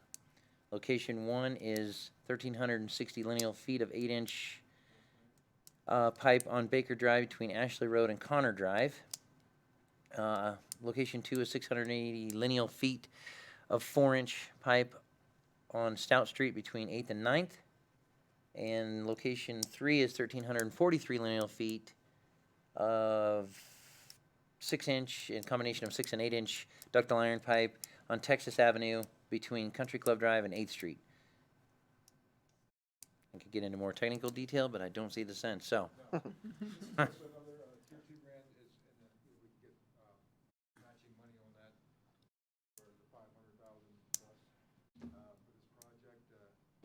are mains that have been assessed to be in terrible shape. We have numerous leaks on them. Baker Drive has been a nightmare for years. We've been meaning to try to get that one done. It's had at least 12 water leaks on it in the last couple of years. Stout Street has at least a half a dozen. And just alone in Texas, I think we had 3 leaks this summer. One up close to the East Elementary and then 2 up on near 8th Drive, 8th Street. So, and that's always had a bunch of leaks. We've had several leaks on that one over the years. One, we had an insurance claim because we flooded out of the garage at the corner of Texas and 7th. And then we've had some other leaks up on the hill there. So we're just trying to replace some of the pipe that's in such bad shape that it's even hard to get Band-Aids or repair clamps on them because they're so pitted from the corrosion. These are the 3 next on mine. I mean, we were going to put the East Highway 40 on this list, but we're trying to take care of that in-house this year yet because Sure. we had too many leaks this year. Sure. in that one spot. Well, since this is a 50-50 grant match again now, how do we budget this for '21? Do you budget the million, or are you budgeting? I put in the budget $1,050,000. Okay. So, and then just saying that matching grant.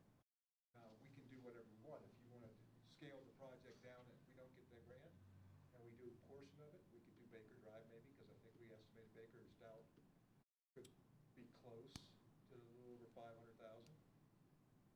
So Your reserves will easily tolerate this project currently. Okay, Okay. okay. Okay. Any further questions, council? All right, Paul, you're up on this one. Hearing none, you know the drill. Ryan's got it.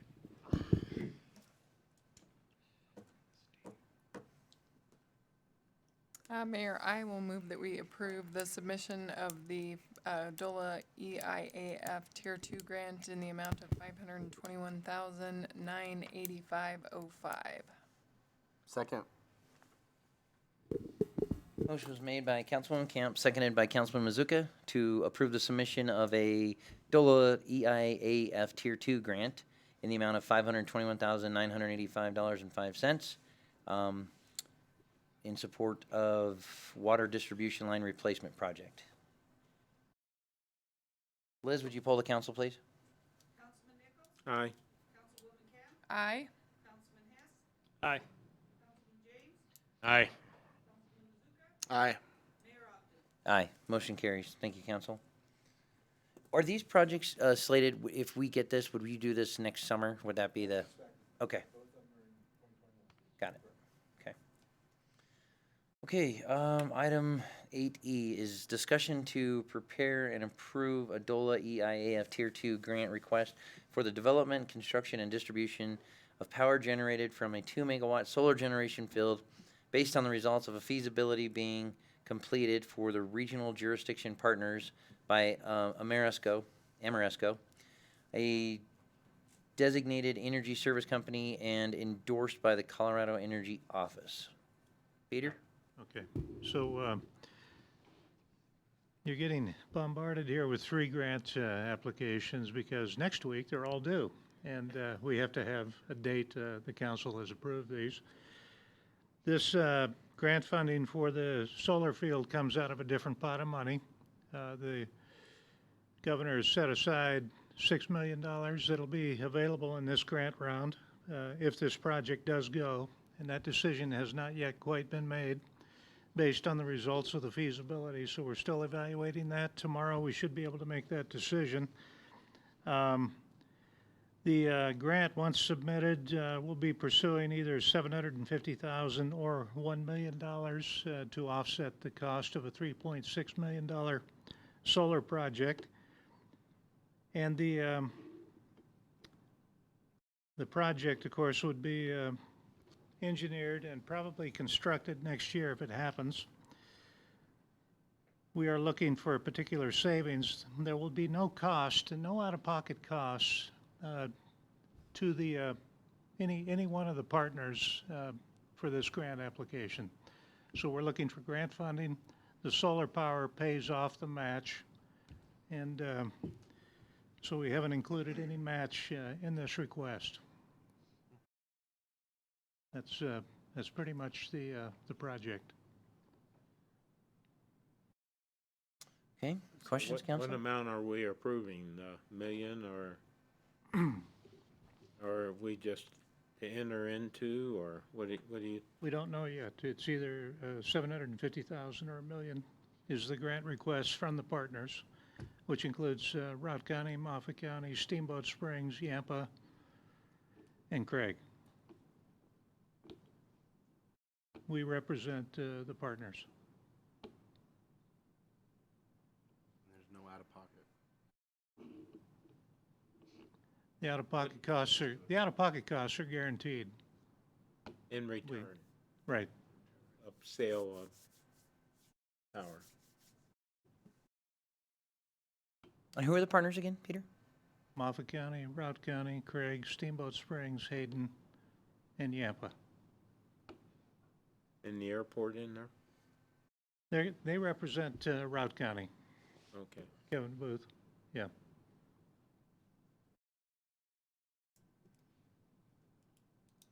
Okay, are we ready? for Yeah, motion? yeah, anytime. Okay, Mayor, I will move that we approve the submission of the DOLA EIAF Tier 2 grant request for the development, construction, and distribution of power generated from the 2-megawatt solar generation field.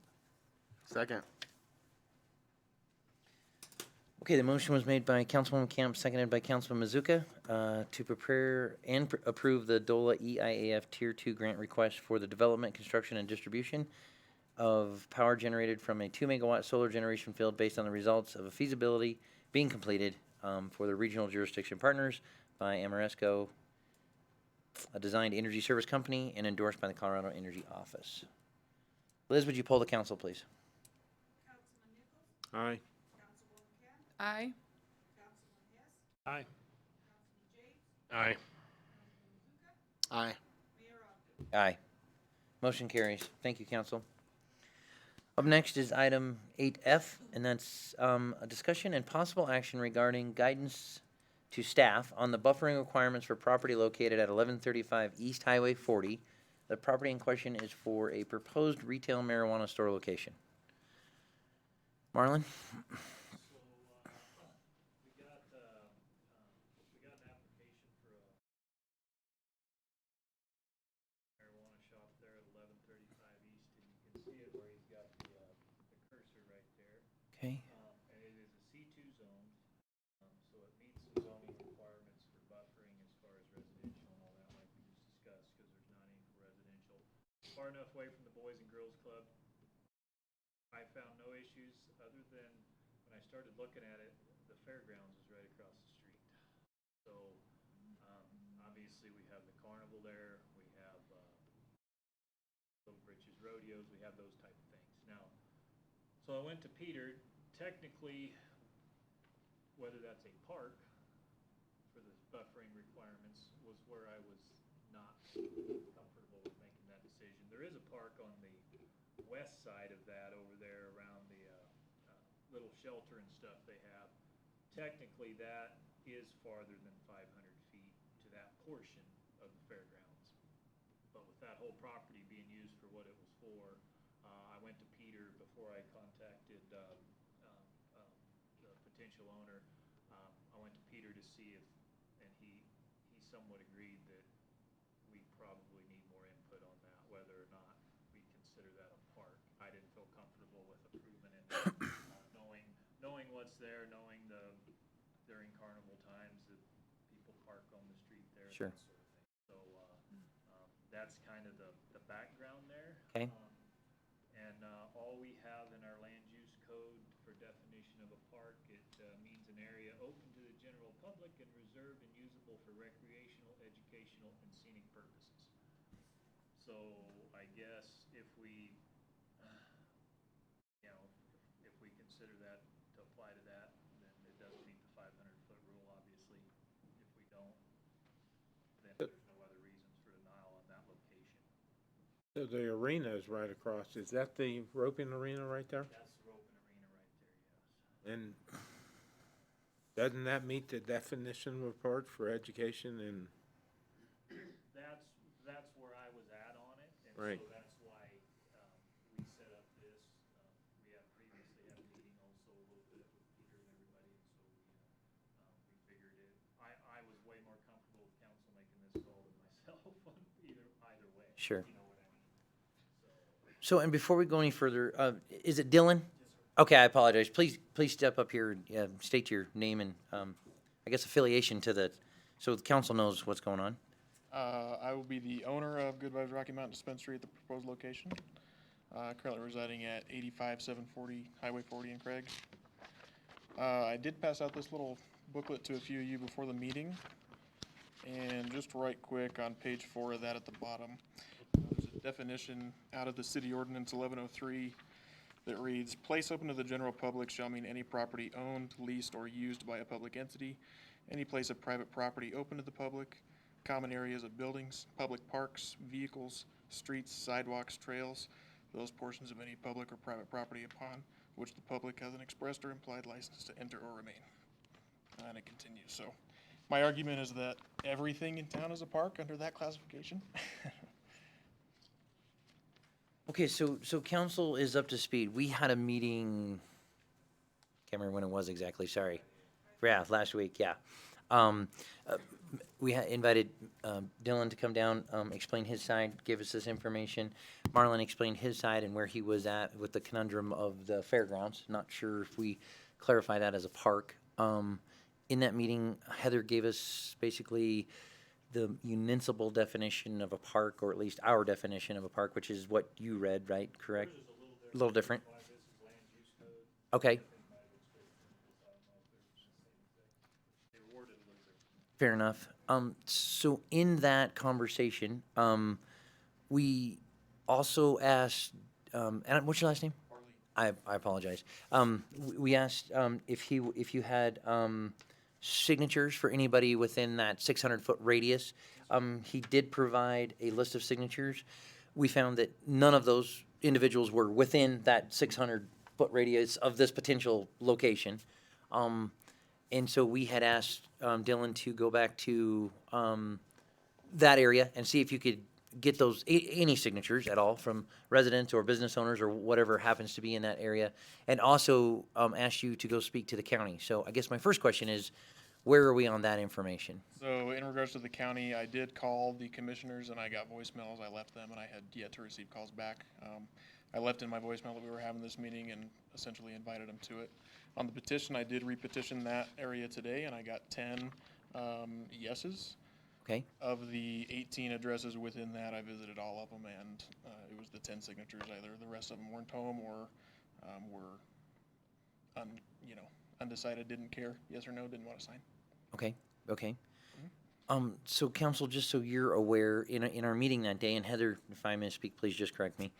Basically, we were thinking that it would be prudent to get the county's opinion on how they feel about the fairgrounds, of whether or not that works within that close a vicinity to the fairgrounds, that type of business. And then also to signatures, which it sounds like we've gotten 10 of those now.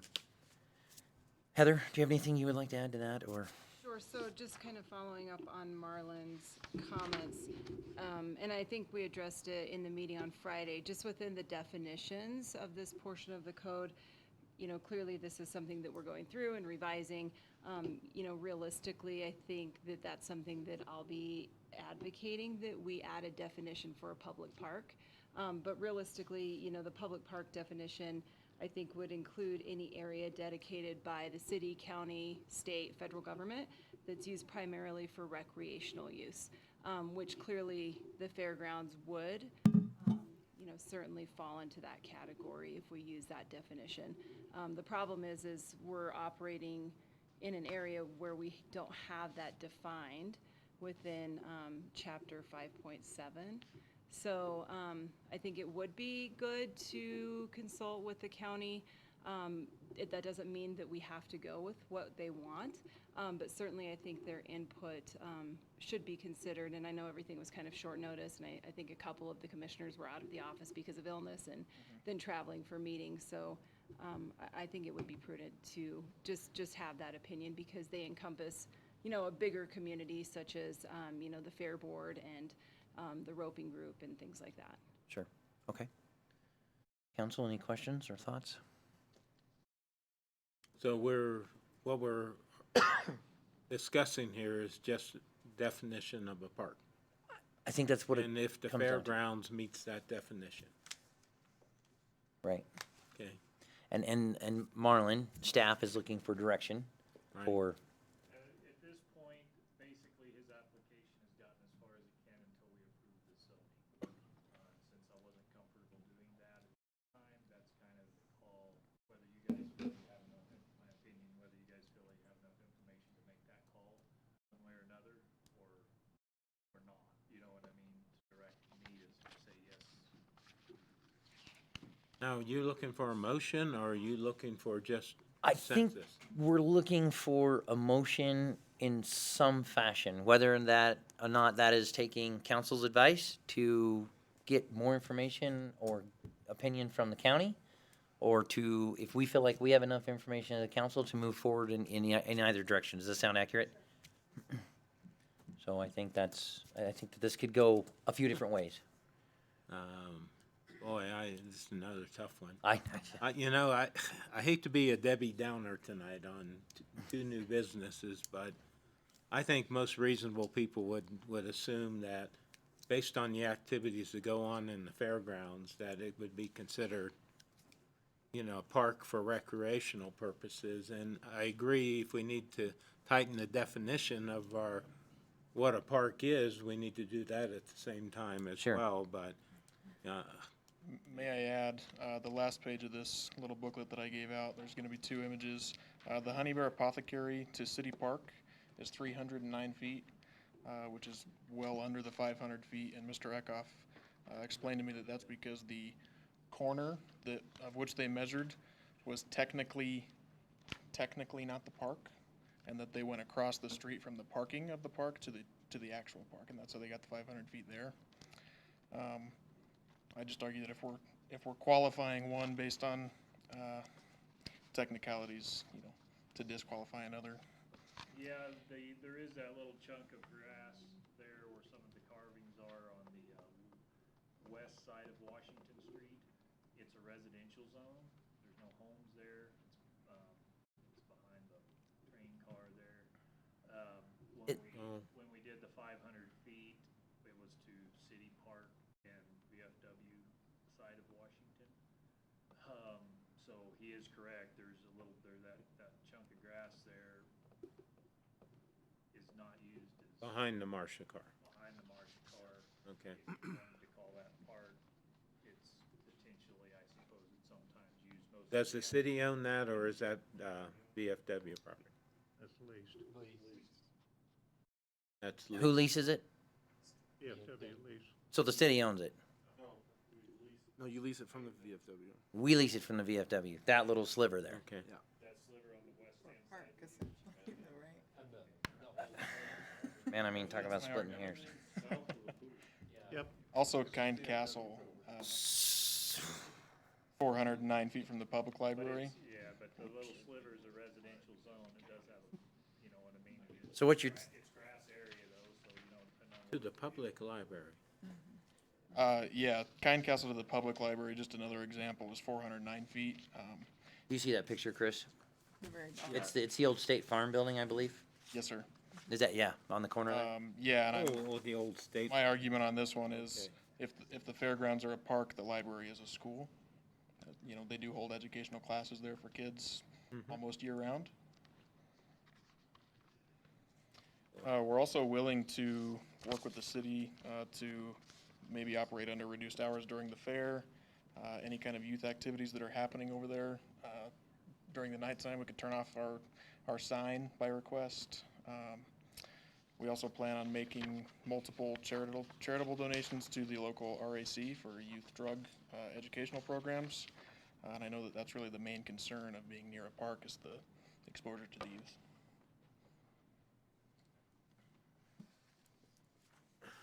I guess the other argument could be that technically, what's close to this building is kind of the back side of the fairgrounds, which really is mostly used for parking, with the exception of probably the carnival.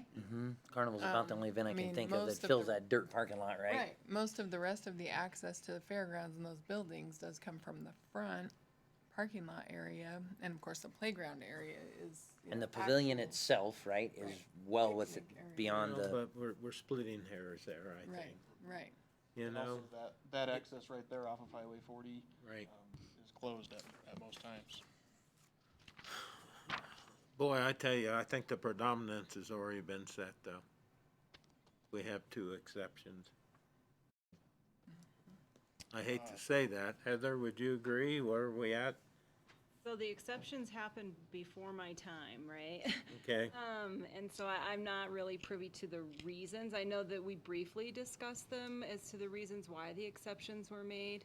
I think the mayor could maybe better speak to that than I. And my recollection is that they were a little bit different than what these circumstances would be, but. so you're referring to like our downtown business, right, where we have, the, Honey Bear and, well, and what's the one on Main Street? I don't, Well, what's it called? but Rocky Okay. Mountain, didn't we make? But that's an exception, That's an right? exception because we made an exception for the downtown area. well, just Because we have Alice downtown. that Pleasant we're right accepting. across the Alice street. Park is not even Yeah. 75 feet. But when we made the motion, we made the exception for the downtown business area Well, they're, in the zoning ordinance. Right. Yeah. DBA, sorry, I'm abstaining. I'm sorry. Well, no, but in our ordinance, it says an exemption from buffering requirement for the downtown, or commercial downtown zone. Right. That's not So- Honey Bear. What's that? Right. But that's not Honey Bear. No, not Honey Bear. Right. But the other two, that's where I say we have a precedence that maybe, I'm concerned, maybe, It just feels like more exemptions for Honey Bear than any other place. yeah. And that one's bothering me. Mm-hmm. Because it does back up right up to the VFW park. Less than 600 feet. I mean, yeah, right, It's right there. right. And I guess I should have probably, that residential area, we're behind the wall there, that triangle of land is where he's talking about that the 309 Yeah. feet is. And I guess the amount of people, I guess, zoning, the open space starts on the other side of Washington. And just when, that's where we went to 500 feet, that's where most of the activities and stuff are, so that's where, and when I looked at the zoning map, that's, you know what I mean? I So- totally forget about that, and I'm over there all the time. I So, totally forget I about don't it. know that there's activity, I mean, I get your point too, and it's a valid point, I'd be making the same point if I was, you can't do this, I'm not. But I don't know that it was overlooked, or that it was, you guys gave anybody a pass on it, it meets the 500 foot to the, where, if you look at the zoning map, that's a residential zone right there. Sure. Not that zoning necessarily dictates that, it's just that's also not a well-used, like Allison Pleasant Park also isn't zoned, it's zoned commercial. Right. But it's obviously used as a park. Yep.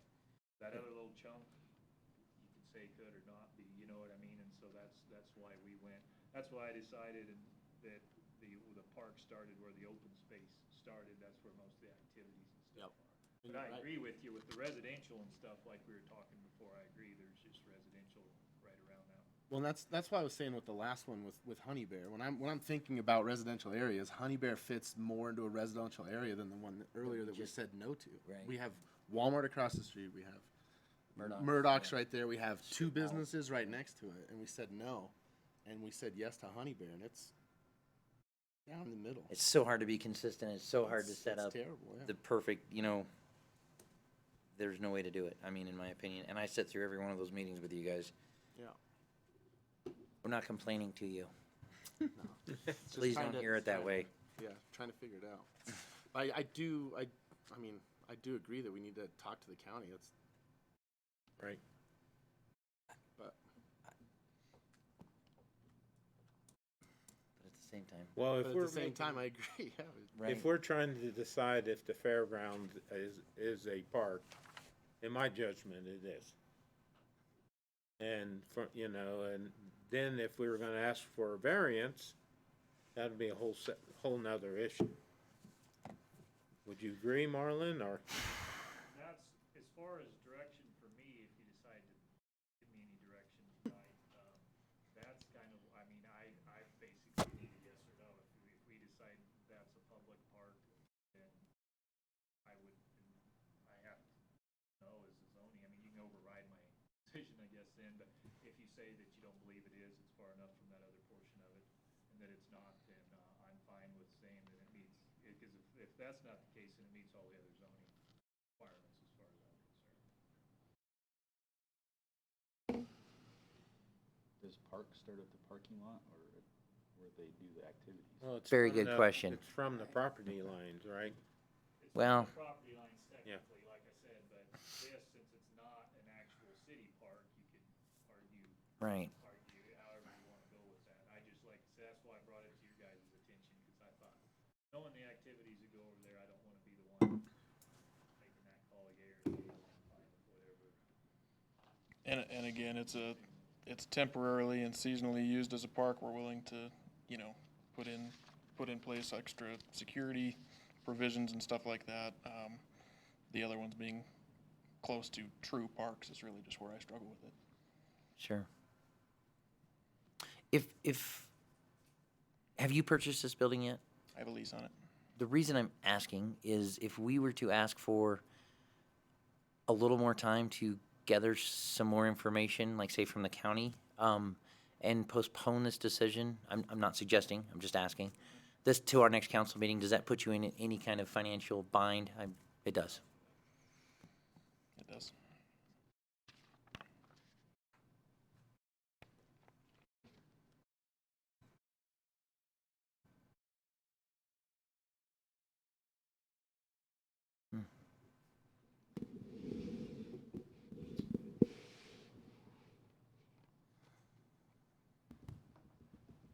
You say that would put you in a bind, or are you willing to work with it? It would. but- Would? It would. Yeah.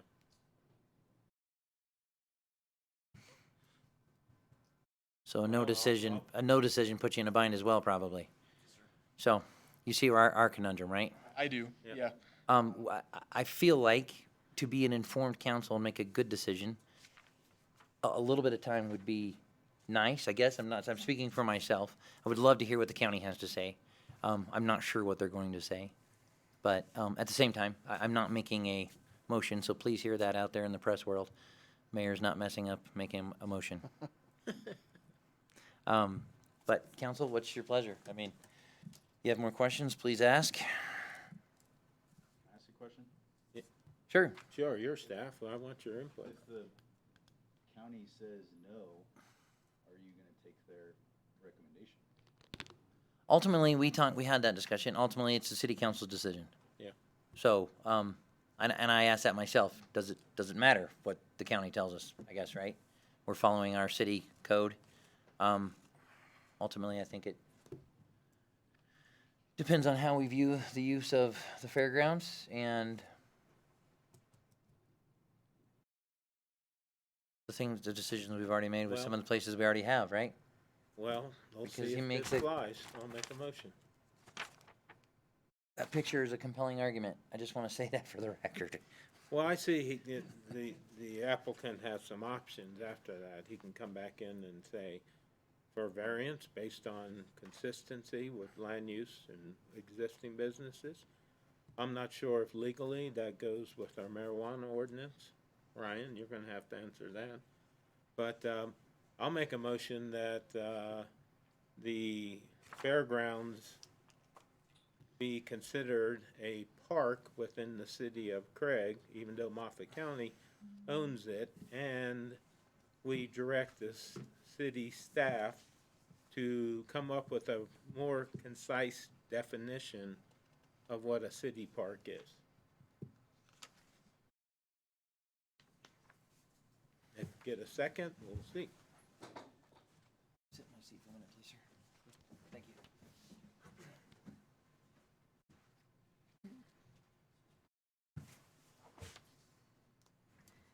Is that not good? a second? But that's just the way I feel. Okay. It hadn't got a Yeah, we have to second. have a second to either go forward. I'm abstaining. I'll second, just for conversation's sake. Well, we'll see how it goes. All right, now see if I can remember this. There's a motion on the table by Councilman Nichols to classify the fairgrounds as a park Within the city of. within the city, and then I And guess to have direct- direction to staff to clearly define what a park is. And seconded by Councilwoman Camp. For the record, could I hear the motion again, please? Yeah. I apologize. Sorry for stepping out. There's a motion on the table by Councilman Nichols to consider the fairgrounds a park and to direct staff to clearly define more what a city park is. Seconded. Seconded by Councilwoman Camp. So for my clarification, and I guess you're okay, for Marlon's clarification, that would be, That would be essentially denying, Denying this, yeah. so I would consider that. okay. Council, are you comfortable with that motion?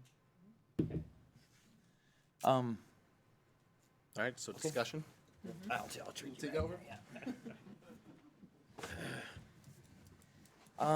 Any further discussion? Sorry. Yeah, Thank you, sir. I would say as the licensing authority, we have the power to make this under our rules and regulations that we can reach out to other government entities such as the county and get their input on what we can and can't do, or what we should or shouldn't do as the licensing authority. I don't think we're stepping outside of our role Okay. in asking to do that as the licensing board. And I'd be in favor of that, of getting the county's input. Because those are things that we can consider in approving a license. So in essence, saying no at this point in time to the request. And we could pend it for review. I don't see why we couldn't. It's not necessarily, there's no definition in ordinance. So what we're kind of doing right now is making a kind of a Hail Mary, yes, this is a park, or no, this isn't a park. Right. But we still have, as a licensing authority, we can debate this further and have proper people here to have that debate. I'm just throwing that out there. Fair enough. So my question to that is, and Heather, please tell me how you feel about this, is if that, in essence, what we're saying is no, because we're trying to get further clarification if this is actually a park or not, or if that's how we're going to treat this area is as a park, which then sets forth setbacks requirements and zoning requirements. Would it be cleaner to simply table this until further definition is there? Or is it just as clean, or I don't know the right word, to just say no, and then obviously the petitioner is knowing that we're a little bit unclear about how we're going to view this space. We're looking for further, I guess that's my question. How do you feel about the motion on the table? And So I think either way, you're fine.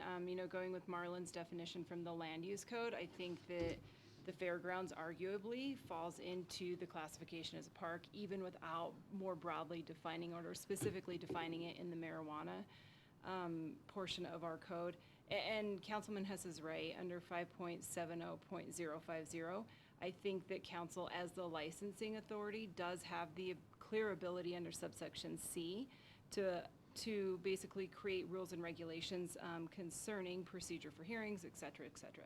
So, the reality is, I think that you guys, before my time, approved, it sounds like, a variance for Honey Bear. That's, obviously it's not defined in procedure, but you've already established that precedent, which may be an avenue to. so just for clarification, did we actually approve a variance for Honey Bear? I think so. No variance, like I said, it was, then it would get back to the same definition we're doing now. It would be if you define that one little chunk of residential land that's not open space as a park. Which, Based on its use, which is his argument, which I can't say is not a valid. but at the time, we did not clarify that as a park space. Time, we did the open space. We went to the open space. Are on the other side, which meant the 500 feet. So Okay. it's more of a definition thing than a variance. Okay. That was there, it was, Ah. we probably should have had more discussion on that, Okay. that chunk there. Obviously, this was more just because I knew the number of people visiting, you know what I mean? I understood. That was what was a red flag to me. And just for informational purpose, I didn't mean to cut you off, Heather, sorry. I just wanted to make sure that we were clear. I didn't remember a variance, but, so it wasn't a variance. Everything that was brought to you was approved by staff. Got it. So what you guys were looking at was not really much of a discussion, which might have been an issue on like I said, that little chunk there is Sure. residential.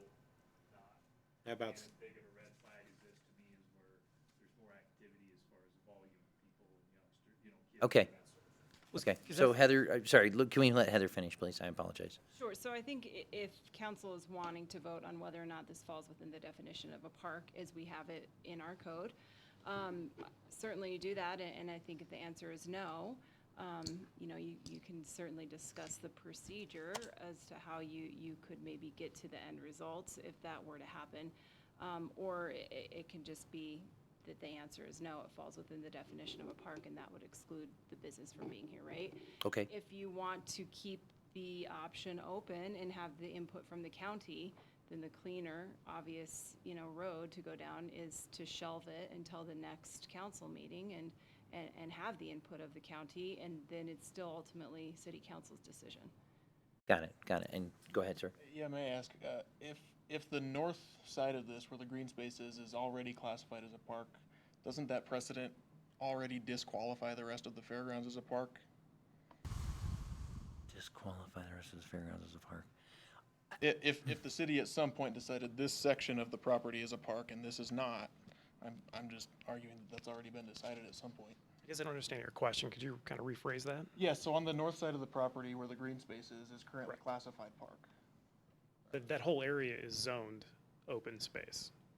Just as, okay, so that bottom section right there is zoned residential. Not here, back over. The fairgrounds.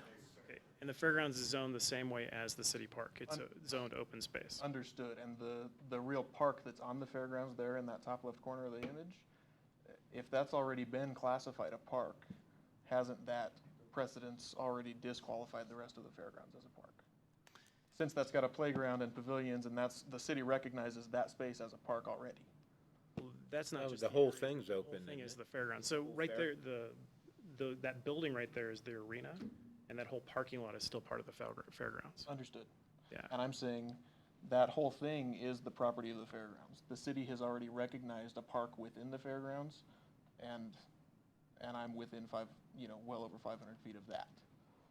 I think that's where council is struggling, is trying to discern whether or not the entire footprint of the fairgrounds is a park, or if it is just the green space to the north. I think that's where, My question is simply, if that's has that already been classified as a park, and wouldn't that precedent disqualify the rest? Because they I decided think at one. the whole property's open, right? The whole square, the whole fairground. I'm not sure how to answer your question, to be totally honest with you. I mean, Heather, do you have an answer for that? So if we're, like I said, I think the whole fairgrounds would fall under the classification. I think that, yeah, I think that's where we're, yeah. Yeah. So, You can piecemeal it out as one part's a park, one part's a fairground, one part's this. I think it's all a park. Well, but that's exactly what I'm asking is that part of where the playground is that currently recognized by the city as a park? Are we recognizing a portion of this property as a park already? I would say yes. That's my individual vote, that's not the city's vote. Well, no, If- I think we're talking, and the motion is we're recognizing the whole fairground as a Yes, park. the whole thing's a park. so council, you heard, council's, Heather's, opinion that it's fair for us to operate in either direction, act on the motion, or look for a little further conversation with the county, I guess for lack of better wording, and table it until then. There is a motion on the table. If you don't wish to withdraw that, then unless there's further discussion, we can move forward on that. So, Councilwoman Camp, did you make that motion? No, Councilman Nichols did. Sorry, I made the motion. I couldn't remember. Sorry, I was trying to. And, and based on staff's recommendation, the fairgrounds clearly is a park. And from that standpoint, no, I will not withdraw my motion. Okay, and that was seconded by, Councilwoman Camp. sorry, Andrea, you We seconded will see that. how it goes, but. Sure, no, I understand, sorry. Yeah. I apologize, just getting caught up. Okay, so unless there's further discussion, the motion on the table, if I get this wrong, just slap me. Or me. Yeah. The motion on the table is to not approve the location for the No, proposed, Oh, I'm sorry. for the proposed retail marijuana store at 1135 East Highway 40, based on the grounds that the fairgrounds is a park within that 500-foot setback. Is that accurate? No, my motion was just to to define the fairgrounds as a park within the city of Craig. So it has nothing to do with the proposed location? Right. Got it, sorry, okay. Because that's what we were discussing. Okay. Yeah. Okay. One begets the other, but fair enough. Fair enough. Okay, so the motion on the table by Councilman Nichols was to define the Moffett County Fairgrounds as a park within the city limits. I guess on record. And to staff to. Yeah, and to give that recommendation to staff, and seconded by Councilwoman Camp. Is that accurate? Yes. Okay. Liz, would you poll the council, please? Aye. Aye. Aye. Abstain. Nay. Aye. Motion carries. Okay. Okay. So I can request a variance. How? We, yeah. Request a zoning variance, we'd have to, I'll check with Heather on how that works with. Okay. If there's any conflict in the marijuana ordinance. So typically this land use code, Okay. variance request for a zoning variance. And we are going to, I'm suggesting that we try to get a hold of the commissioners, the county, and try to get some input from them. I know we'll do that on our side. I would encourage you, if you are going to do a variance, to do the same. Does that answer? Well, if you're going for, Okay. if you're going for a variance, they'd have to sign off anyway, right? Right. That's what Marlon's explaining to him. Yeah. Oh, I'm sorry, I couldn't. So yeah, contact me tomorrow and we'll get you everything on that. I'll make sure also with Heather if there's not any conflict, just versus a marijuana ordinance and we'll go from there. Okay. So, Okay. yeah, you have my contact information. So Yes, sir. shoot me an email or phone call. Go from there. Okay. Okay. Thank you, sir. All right, Appreciate it. thank you for being here. Okay, we have one more item, 8G, if I'm not mistaken. I think, give me 1 second, bear with me, I can pull that up. And this was, this is discussion and action to approve the lease assignment from Clean Energy Collective to Yampa Valley Electric Association with no changes to the lease term and lease conditions. This action is necessitated by the business closure of CEC. Peter, I think this is, Okay, I think you, I'm not sure, if not. that's fine. Heather reviewed the assignment of this lease, got a call from CEC yesterday or 2 days ago, and he asked that we consider assigning this lease directly to Yampa Valley Electric. We basically lease the land underneath the solar field out there by the solar ponds, or by the sludge ponds. And so the same terms and conditions would apply once it transfers to Yampa Valley Electric. It's a 25-year agreement. If you recall, last year we extended the lease to 26 years. And then I think there's an option to extend that another 5 years beyond that. So anyway, it's basically a quick and dirty assignment to Yampa Valley Electric. No price change, nothing, just, Changes. we're not in business, these guys are. Okay. Council, any further questions? Hearing none, I would entertain a motion. I'm tired of making motions. Yeah. I will move that we approve the assignment and assumption and amendment of the lease agreement that currently exists between CEC Solar, a Colorado Limited Liability Company, Yampa Valley Electric Association, a Colorado Cooperative Association, and the City of Craig. Second. Okay, so the the motion was made by Councilwoman Camp, and seconded by Councilman Mazuka to approve, the assignment and assumption of the amended lease agreement, between CEC to Yampa Valley Electric, and the City of Craig. Fair enough? Okay. All those in favor? Aye. Aye. Opposed? Motion carries. Thank you, council. Up next is Mark, water and wastewater reports. In your package, I have the August reports for water and wastewater. The month of August was good water. We produced over 100 million gallons of water, which is probably 10% more than, a little over 10% more than last year. And I don't think I've seen a 100 million gallon day or month production August in several years. So it was a good month. Other than we had numerous water breaks too. That did not go well. We started releasing for endangered fish. Right now, we're still releasing 40 CFS out of Elkhead for the endangered fish program. We started the Barkley tank rehab in August. They are finishing up, actually this week, they're finishing the seals and replacing the seals on the chrome dome top, and plan on disinfecting it Monday. which means I can return it, I'll be able to fill it after that and put it back in service well before their October 15th deadline. So we'll have that tank back online then.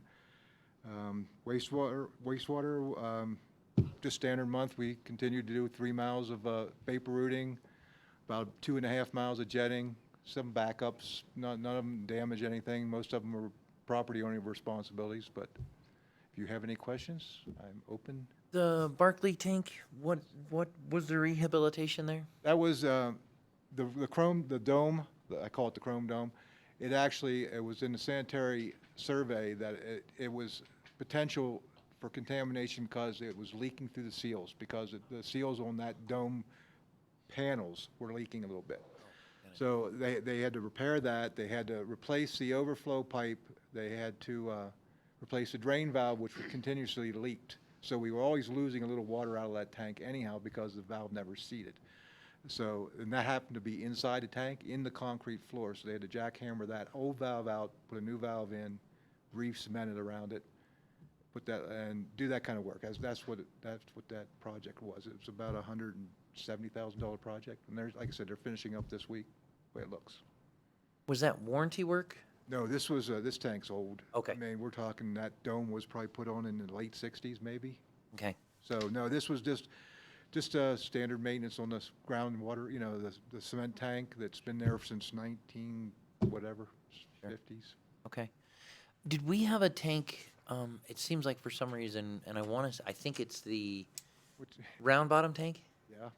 Or the Pine Ridge maybe? It was over there somewhere, I thought. Did we have a mixer that? Yeah, the round bottom tank, which is where our booster monochloramine station is, one of the 2 stations. We have it at Sand Rock and at Round Bottom. The mixer went out at the Round Bottom one, which it failed, and we had to take that tank out of service anyhow for warranty repair work on the paint job, because that was 1 year. It was completed in July of 2019, that project, the rehab of that tank and painting. So they came back in September, found a few little areas where they had to touch it up, so we had to drain the tank anyhow, so we pulled the mixer. So the monochloramine station has been down since that mixer went out, because that's what mixes the chemicals for us in that tank anyhow. That's warranty repair work for Velocity and the monochloramine project. So everybody's working in, right now, actually, we finished filling the round bottom tank today. Okay. New mixers arrived today. Velocity's doing tomorrow to reinstall the mixer. I'll test it for bacteria safeness tomorrow afternoon. I got to collect a sample. And once that's done, we can put that whole system back online. So that's where we're at with that. Okay. Anything else for Mark? Thanks, Mark. No problem. Bruce? Passing the mic around. I guess I spelled August a little bit wrong here, but this is the report as of. It's a Freudian slip. I'm renaming the month, so. But this is as of August 31st, 2020. County sales tax, as you can see, was up by 11.25% for the month. So overall, actual year to date, we're up 12.79%. Actual budget, what we anticipated, is about 11.83% for almost 99,000 more than we anticipated year to date. City sales tax, this was as of, I had to wait to give Liz this report because yesterday was the due date for the sales tax. Sunday was the 20th, and so it got so close. But even this figure's changed right now. It's at $618,580. So it's about 8.19% of over last year for this month. So I thought I'd give you that little bit update too. So actually, actual, we're up 9.39%. Actual budget, 8.23% for a total of about 340,000 more than anticipated year to date. So I thought to give you that update on that. As you can see here, this is for the August this year versus last year. You can see retail groceries, retail general are all up. Bars are catching up pretty close to what was a year ago. And so as you go through there, you can kind of see what's up and down. So then if you look at the next one, this is actually year-to-date, January through August. And again, retail, groceries, retail, general's up. Bars are starting to catch back up again. Electrical's real close.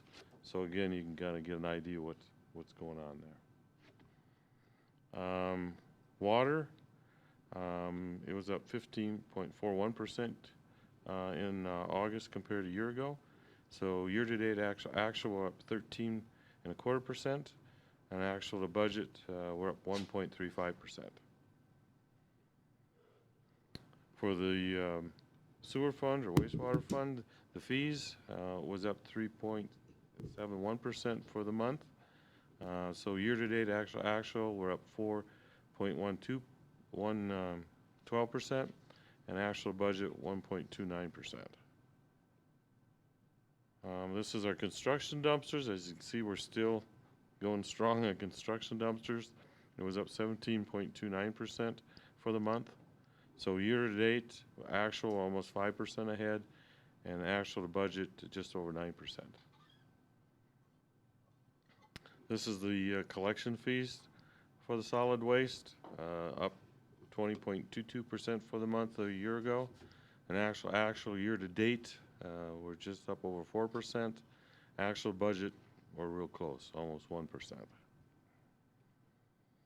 Landfill fees, similar, we're up 17.89% for the month. Actual year-to-date, we're up 3.68%, and actual to budget, 3.84%. These are summaries. This is the general fund. We received 66.5% of the revenues year-to-date. The O&M, we spent 62.4. Of our capital right now, we spent 34.1. So total expenditures year-to-date is 54.5. The revenues that stand out here, we did get mineral lease in August of $336,341. So that was more than anticipated. And also we got more severance dollars. So again, we budgeted 280 and we got 525,000 year-to-date. The other revenues are not much to report there. This was the park and rec, and of course their activity starts slowing down. This is the capital projects fund. We received 95.8% year-to-date and spent so far 96.4%. The asset fund, these revenues, the 82,500, they're starting to come in now. There was a lag of getting the notices out to the other agencies, and so they should be coming in, so that revenue should be picking up there. But they've only spent 28.3% of their budget year-to-date. Museum fund, revenues year-to-date is 92.5%, and expenditures 59.8%. Water fund, we received 83.8% year-to-date of the revenues and expended 68.6%. And then the wastewater fund, we received 48.8% year-to-date and spent only 38.2% yet. This is the solid waste fund. Revenue so far year-to-date is 66% and spent 64.4%. Our medical fund is neck and neck. Revenue slightly higher, 64.3, spent 62.5. And our college trust, we're getting 0.3%, and C-Safe is 0.31%. So all in all, we're well within the budget year-to-date, and be nice to have that sales tax continue on as it is. If there's any questions. Anybody? No? Thanks, Bruce. You bet. Appreciate it. Thanks again for a good audit again. City manager, Bruce or Peter? Yeah. Okay, based on Bruce's report, I think you can see that the departments are doing a great job managing their budgets this year. Almost every budget is ahead of plan. And if you looked at the audit last year, of course, it looked rosy, and it was good. Grants had a huge part to play in that process. But also, we eliminated some major projects last year in 2019. We dropped the sludge line for a year. We were delayed on the chloramine project, which shifted millions into the account over the course of what happened last year. In addition,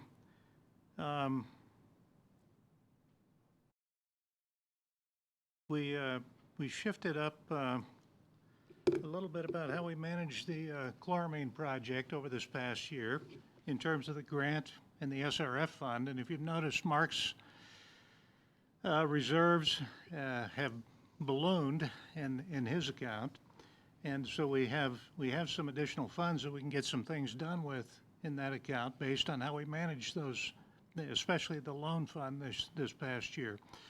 The medical fund, you noticed in the audit, medical reserves were up because we implemented in 2018 and 19 the opt-out program, and we also changed up how we manage. We advanced the employees to a higher deductible, but we ended up buying down that deductible and using statistical averages. We came out with a much better result at the end of the year in terms of the money that had to go into supporting our health programs.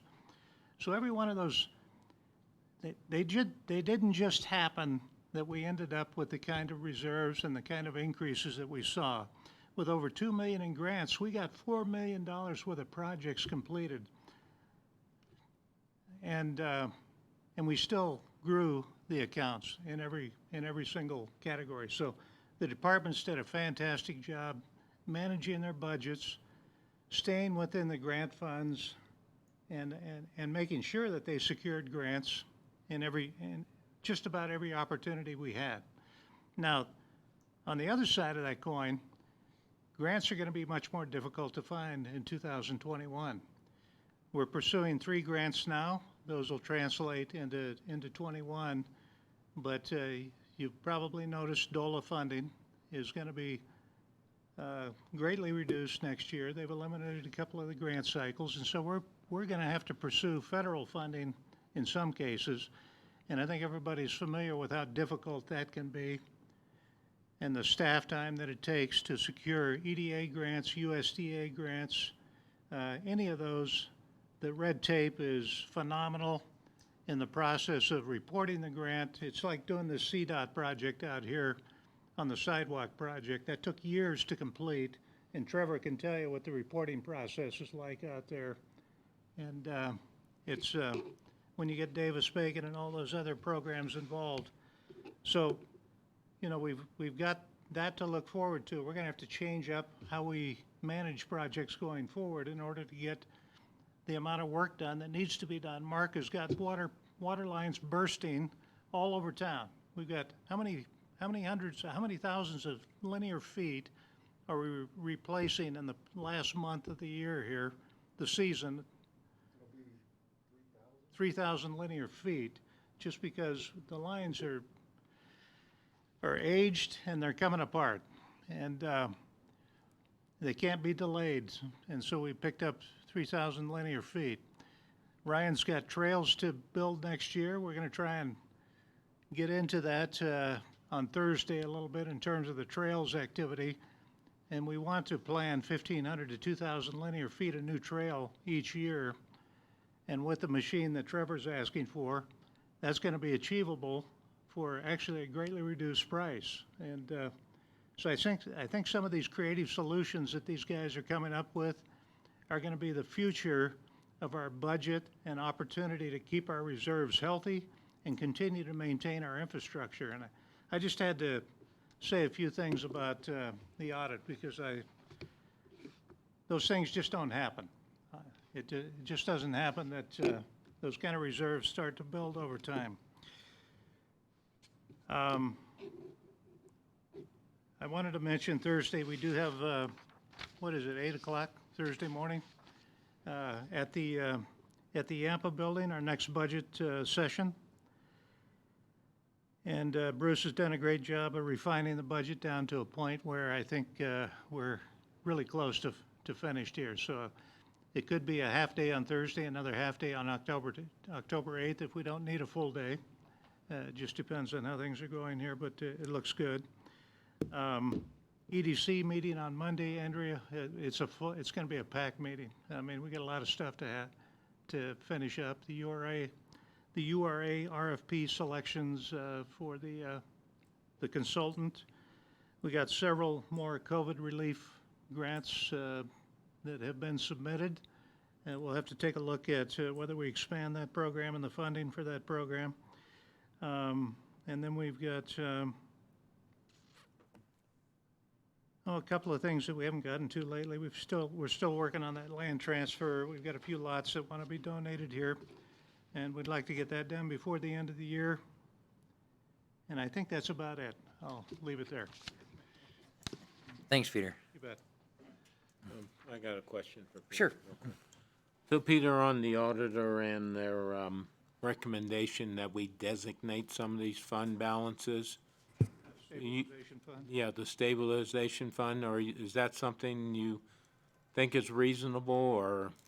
Well, I guess I should ask. Bruce would probably say that, and looking at the millions of dollars that Mark is proposing for projects coming up, I guess we should take a look at that.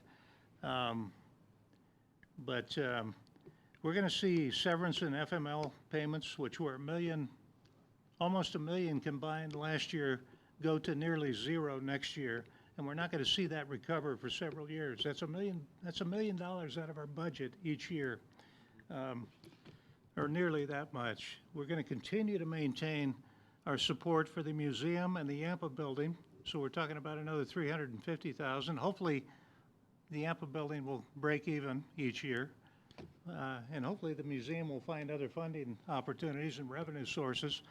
But I don't think it's going to look quite as rosy in the next year or two. Of course, we're going to pursue every grant opportunity we can find, and we're going to get creative with our budget. But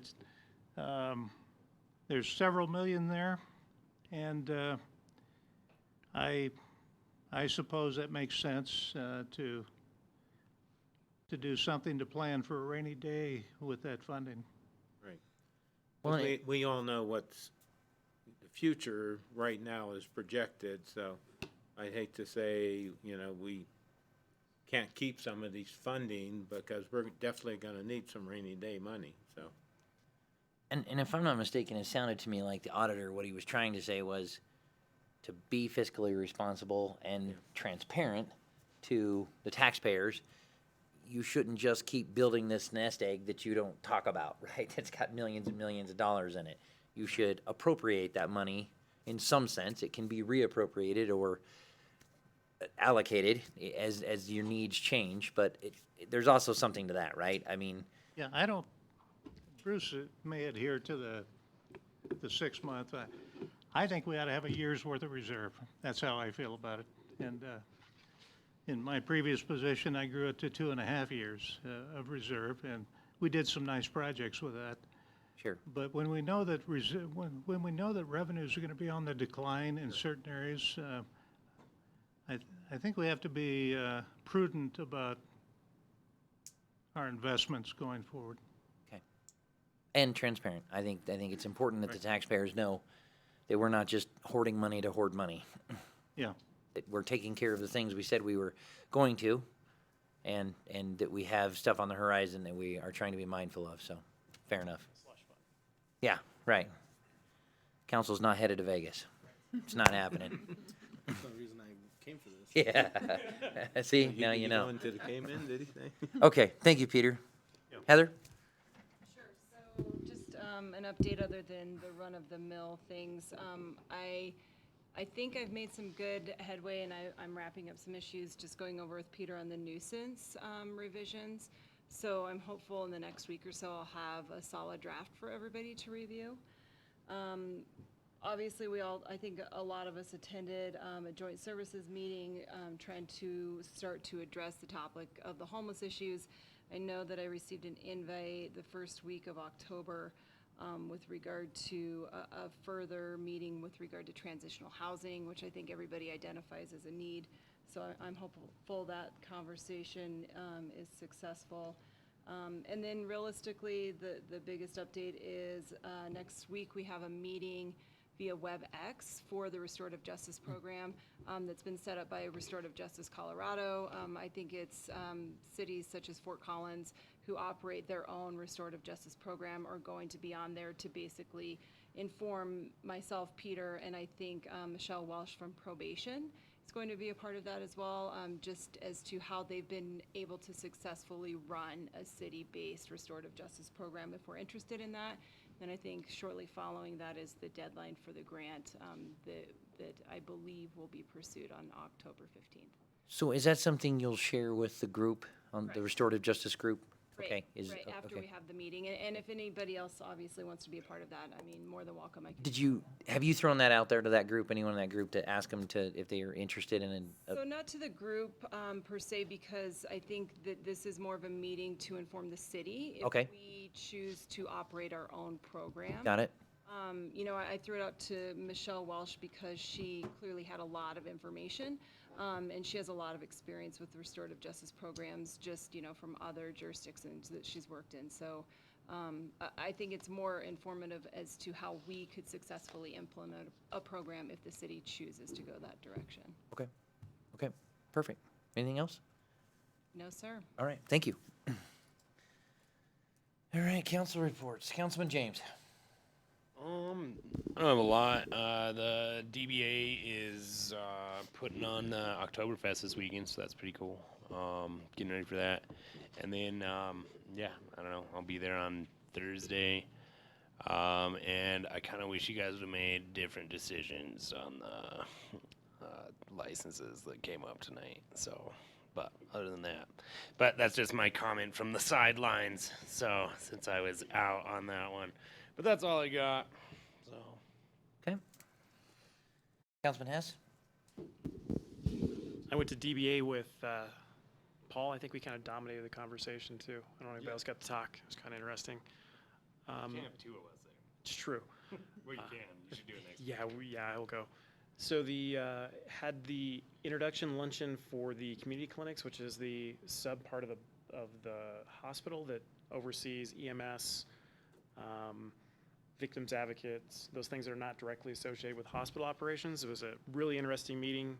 Kind of dived into how the hospital does its financials and stuff. It was really good insight into that. I've been selected on that board, so I'll set on it now. And that's really the only other thing weirdly been going on. I think we have charter review the week after next or next week or something like that. Sometime in October? Yeah. Yep. And I think I got some ordinances to throw that way, and that's been the bulk of my work. Okay. Thank you, sir. Councilman Mizuka? I went to CNCC, or I attended the CNCC board meeting last night. They're doing great. Let me pull my notes here on my phone. They've been in school for 4 weeks now, and they budgeted for a lot less students than they got, so they're doing really well. They just haven't seen as big a hit as the bigger colleges, and a lot of that's how safe we are here in Moffett County as far as COVID goes. And rural colleges are just doing great overall. So. I missed Parks and Rec. Sorry, Ryan. I was on lockdown, and then I rode out with two officers on Labor Day, and that was very educational. See the challenges that our offices are going through, and Jerry, if I say something I'm not supposed to, just yell at me or throw something. But you know, several people that we picked up, we had to just let go due to COVID, due to fevers, and then just the challenges involved in DUIs and citing people and letting them go, and all the things that officers are kind of forced to do right now with the amendment or the officer accountability and how much paperwork they have to do. It's a lot. So I highly recommend anybody go out there and ride along with our officers and see all of the challenges that they are forced to contend with. But they're doing a great job. And I found more places they hide for speed traps, so that was Nice, nice. Share Text those to us, okay? I'll share those for the Okay, nominal thanks. fee. Yeah. Yeah. And looking forward to Thursday. And I don't think I have anything else. Okay, thank you, sir. Councilwoman Camp? So I attended Moth County Tourism Association meeting. They're talking about their advertising and budget for next year. The river access map that's gonna be coming out, that they're kind of working with BLM on that. Of course, they had discussion on their expenses because obviously that industry's been hit pretty hard by the COVID. Those were kind of the highlights at that meeting. And then the LMD meeting, they had representation from Yemp Valley Golf Course, and they are looking for some funding to help get the grass kind of back, back in better condition. So they're kind of working with them on that. The golf course was providing some financial information. And then Phil Vallum came and was looking for some funding to help with the motocross track. He's kind of going to lease that from the county and is looking for some funding, but it looks like there could be some really good things happening there, good opportunities. So he talked a bit about that, and they opted to kind of continue to work with him on some budget things and just try to figure out what the LMD can actually fund of that, because obviously they have limited things that they can actually fund. So they were going to work with him on that. And then, of course, they talked about their strategic plan. I did speak with Ray Beck earlier today, and we do need to do an ex officio meeting so that we can approve their budget, have that conversation, and then at our city council meeting, hopefully one of our meetings in October, we can then approve that. So Ray and I had talked possibly about next week on either maybe the 30th, which would be Wednesday, or the 1st, which would be Thursday. And then also another date was maybe October 7th. Our thinking was maybe try to do it here at City Hall, and then maybe we can just have Dinosaur Zoom into the meeting so they don't have to come. Sure. It seems like when we go to Maybell, we lose a lot of the rest of our group. Right. And so we thought, well, if we can maybe try to do Zoom meeting with the Dinosaur members, because there's typically only maybe 2 of them. Sure. Everyone can participate in the meeting, and then those of us that live right here aren't having to drive. So, I was gonna get with Melanie, see if she'll send out like a Google or the little doodle so we can kind of figure out what works for the majority of the group. But obviously that would be Town of Dinosaur, county commissioners, and all the city council members that would need to be present, and then we would invite the LMD board as well.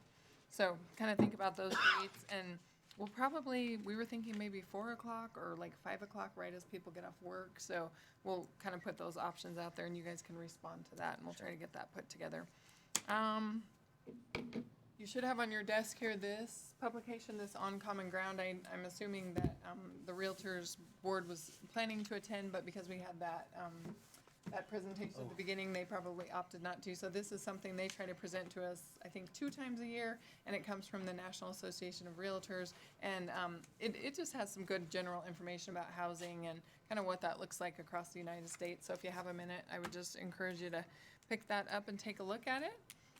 Chris and I did sit in and do the COVID relief grant, so we went through those applications and were able to award funding for that. I think we had 13 applications, Chris? Yeah. Is that right? So that was a good process. Yeah. And of course, hopefully gonna try to attend the Oktoberfest this weekend on Saturday. Awesome. I think that's it. So on the LMD, Ray reached out to me as well, asked if I wouldn't mind running the meeting. I told him that's fine. Okay. Shirking his duties already, right? So just so you're aware, I reached out to Melanie. I have her working on an agenda for it. Okay. And I told her to get in touch with you to verify what we needed on there for sure. Okay. And so she should get a hold of you, but if you don't hear from her, get a hold of her tomorrow. She was aware of the dates, I think, because Ray had reached out. So just so you know, there's been a little back work on that already. All right. Not to steal your thunder, sorry. Nope. Ray reached out to me, so I thought I would help. Maybe I didn't. But anyway, Okay. thank you. Great, thanks. Councilman Nichols. Future of EMS, I attended a phone call since the city, the county, the fire district, and Memorial Regional Health all funded creating an EMS district, the feasibility of they very quickly realized that their budget of $70,000 wasn't going to go very far. So this PR firm they were working with, Linda Marshall, put them with contact with Healthier Colorado Coalition. They are a very well-funded nonprofit organization that does support ballot issues and education, legal advice, campaign planning, ballot wording, working how to communicate with the voters. They have worked in 30 different ballot measures throughout the state, 3 ambulance districts, and 27 out of 30 of their campaigns have been successful. So their next steps on working with the future of EMS is working with attorney Paul Weisner, defining the district boundaries, and start targeting the voters within those boundaries. So they're discussing going all the way to Dinosaur and Maybell in the EMS district. We'll have to see how that goes. AGNC, I attended the board meeting. A couple things to report. The state has redefined the Rural Jumpstart Program guidelines. In the past, you couldn't compete with any other existing business within the state of Colorado. They have redefined the guidelines now that you cannot compete with a contiguous county that has a competing business. So before, really, it came down to smoke and mirrors for the Rural Jumpstart Program, unless you were so creative that you came up with some concept there was no other business whatsoever in the state was participated in, then you could get their funding. And what Rural Jumpstart does, it gives you exemption for the business and Colorado income tax, state sales and use tax, county personnel property tax, state income taxes for the employees. It gives, some benefits on breaks on that. So that was a huge change to that program and makes it now more accessible for run-of-the-mill businesses. The AGNC did not take a position on the ballot initiative to appeal the Gallagher Amendment. That's what sets the residential and commercial assessment rates for property within the state. They did not take, it was too mixed of a opinion on, so they did not take a position.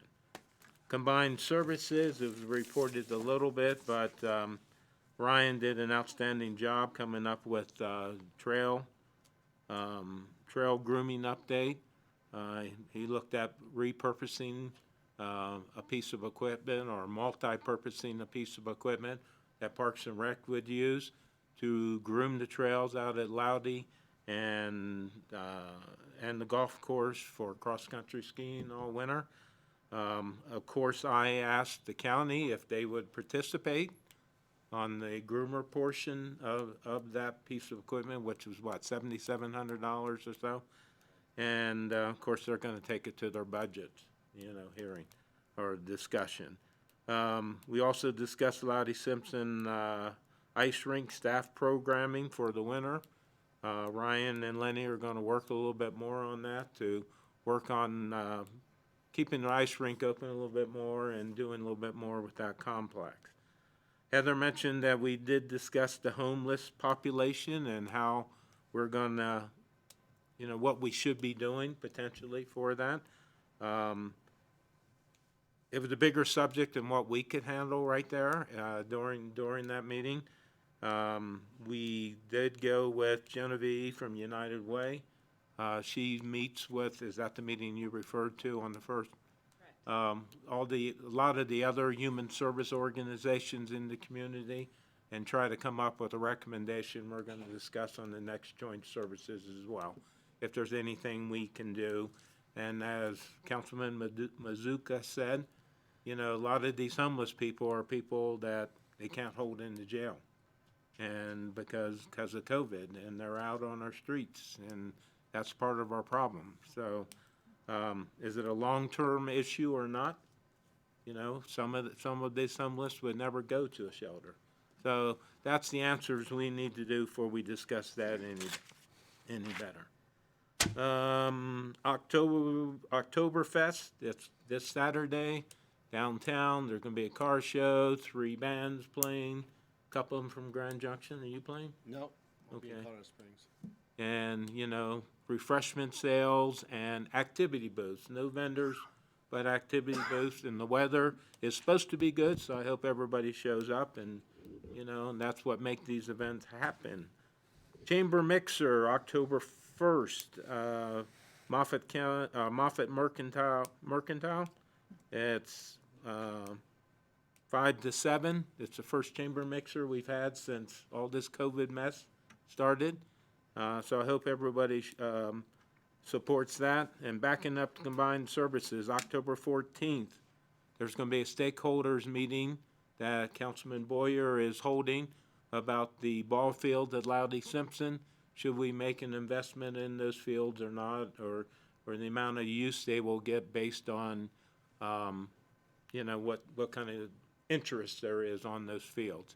Everything out there right now is looking pretty bleak because they're doing the electrical upgrade, and they're supposed to be starting the bandstand pavilion area within the next week or so. So that's about all I have. Okay, thank you, sir. Just a few things. We received, the council received the city, letter of support and thank you from the livestock kids. This one is from Afton and Gage Kowchek. It says, "Dear City of Craig, thank you for your added donation to the Moffett County Junior Livestock Sales checks. We appreciate your support to the youth in this community, and it never goes unnoticed." So I wanted to make sure everybody heard that. I got that in an email from Melanie today. Couple other things. Attended Coffee and a Newspaper with Peter on the 9th. Joint services with Chris and Peter. Everybody was there. And then we have our second round of budget meetings coming up on the 24th. EDC next week. We have a Board of Appeals meeting next week, I believe. Marlon, is that right? On the 28th, Monday. Recently the school district has engaged in kind of updating their safety protocols and whatnot. I don't know how familiar you guys are with it, but there's a foundation out there called I Love You Guys Foundation. It was started, I might get this wrong, but there's somebody in the back there that can correct me if I do. So it was started by, I believe, a gentleman named Mr. Seals, him and his wife. Keys, thank you, Mr. Keys. Emily was their daughter, I think. She was, whether you're aware or not, one of the victims of the Platte Canyon school shooting. So this foundation, it has been, it's I guess worldly, nationally recognized, internationally recognized program now. So the school's going to do some training with that, get that in there. The reason I bring that up is I reached out to Peter. I'd known that the city's been working on some of their safety procedures and throughout their buildings and whatnot. So there's some training opportunities coming up that the city's looking at in conjunction with the school district and the SROs, and I know that Bobby Adler was going to reach out to a couple of the other agencies. I'm not sure if that's the sheriff's office or what. That's my assumption, and look at trying to get as many people as involved as possible. So we're kind of all on one page. Formerly, a lot of the training that was used was the Alice training. For whatever reason, I guess we're shifting gears, and it's just a good program. Everything they offer is basically free online. It's downloadable, printable. The only thing I think they charge for is training trainers. And if the city can go together with the school district and so on and so forth, lots of agencies, we can spread that cost out, and I think it benefits the whole community. So, what's that? Charges for that. Well, yeah. Remember, we said something about it was like a 60-40, right? The city was really stepping up. I was gonna give you kudos for that.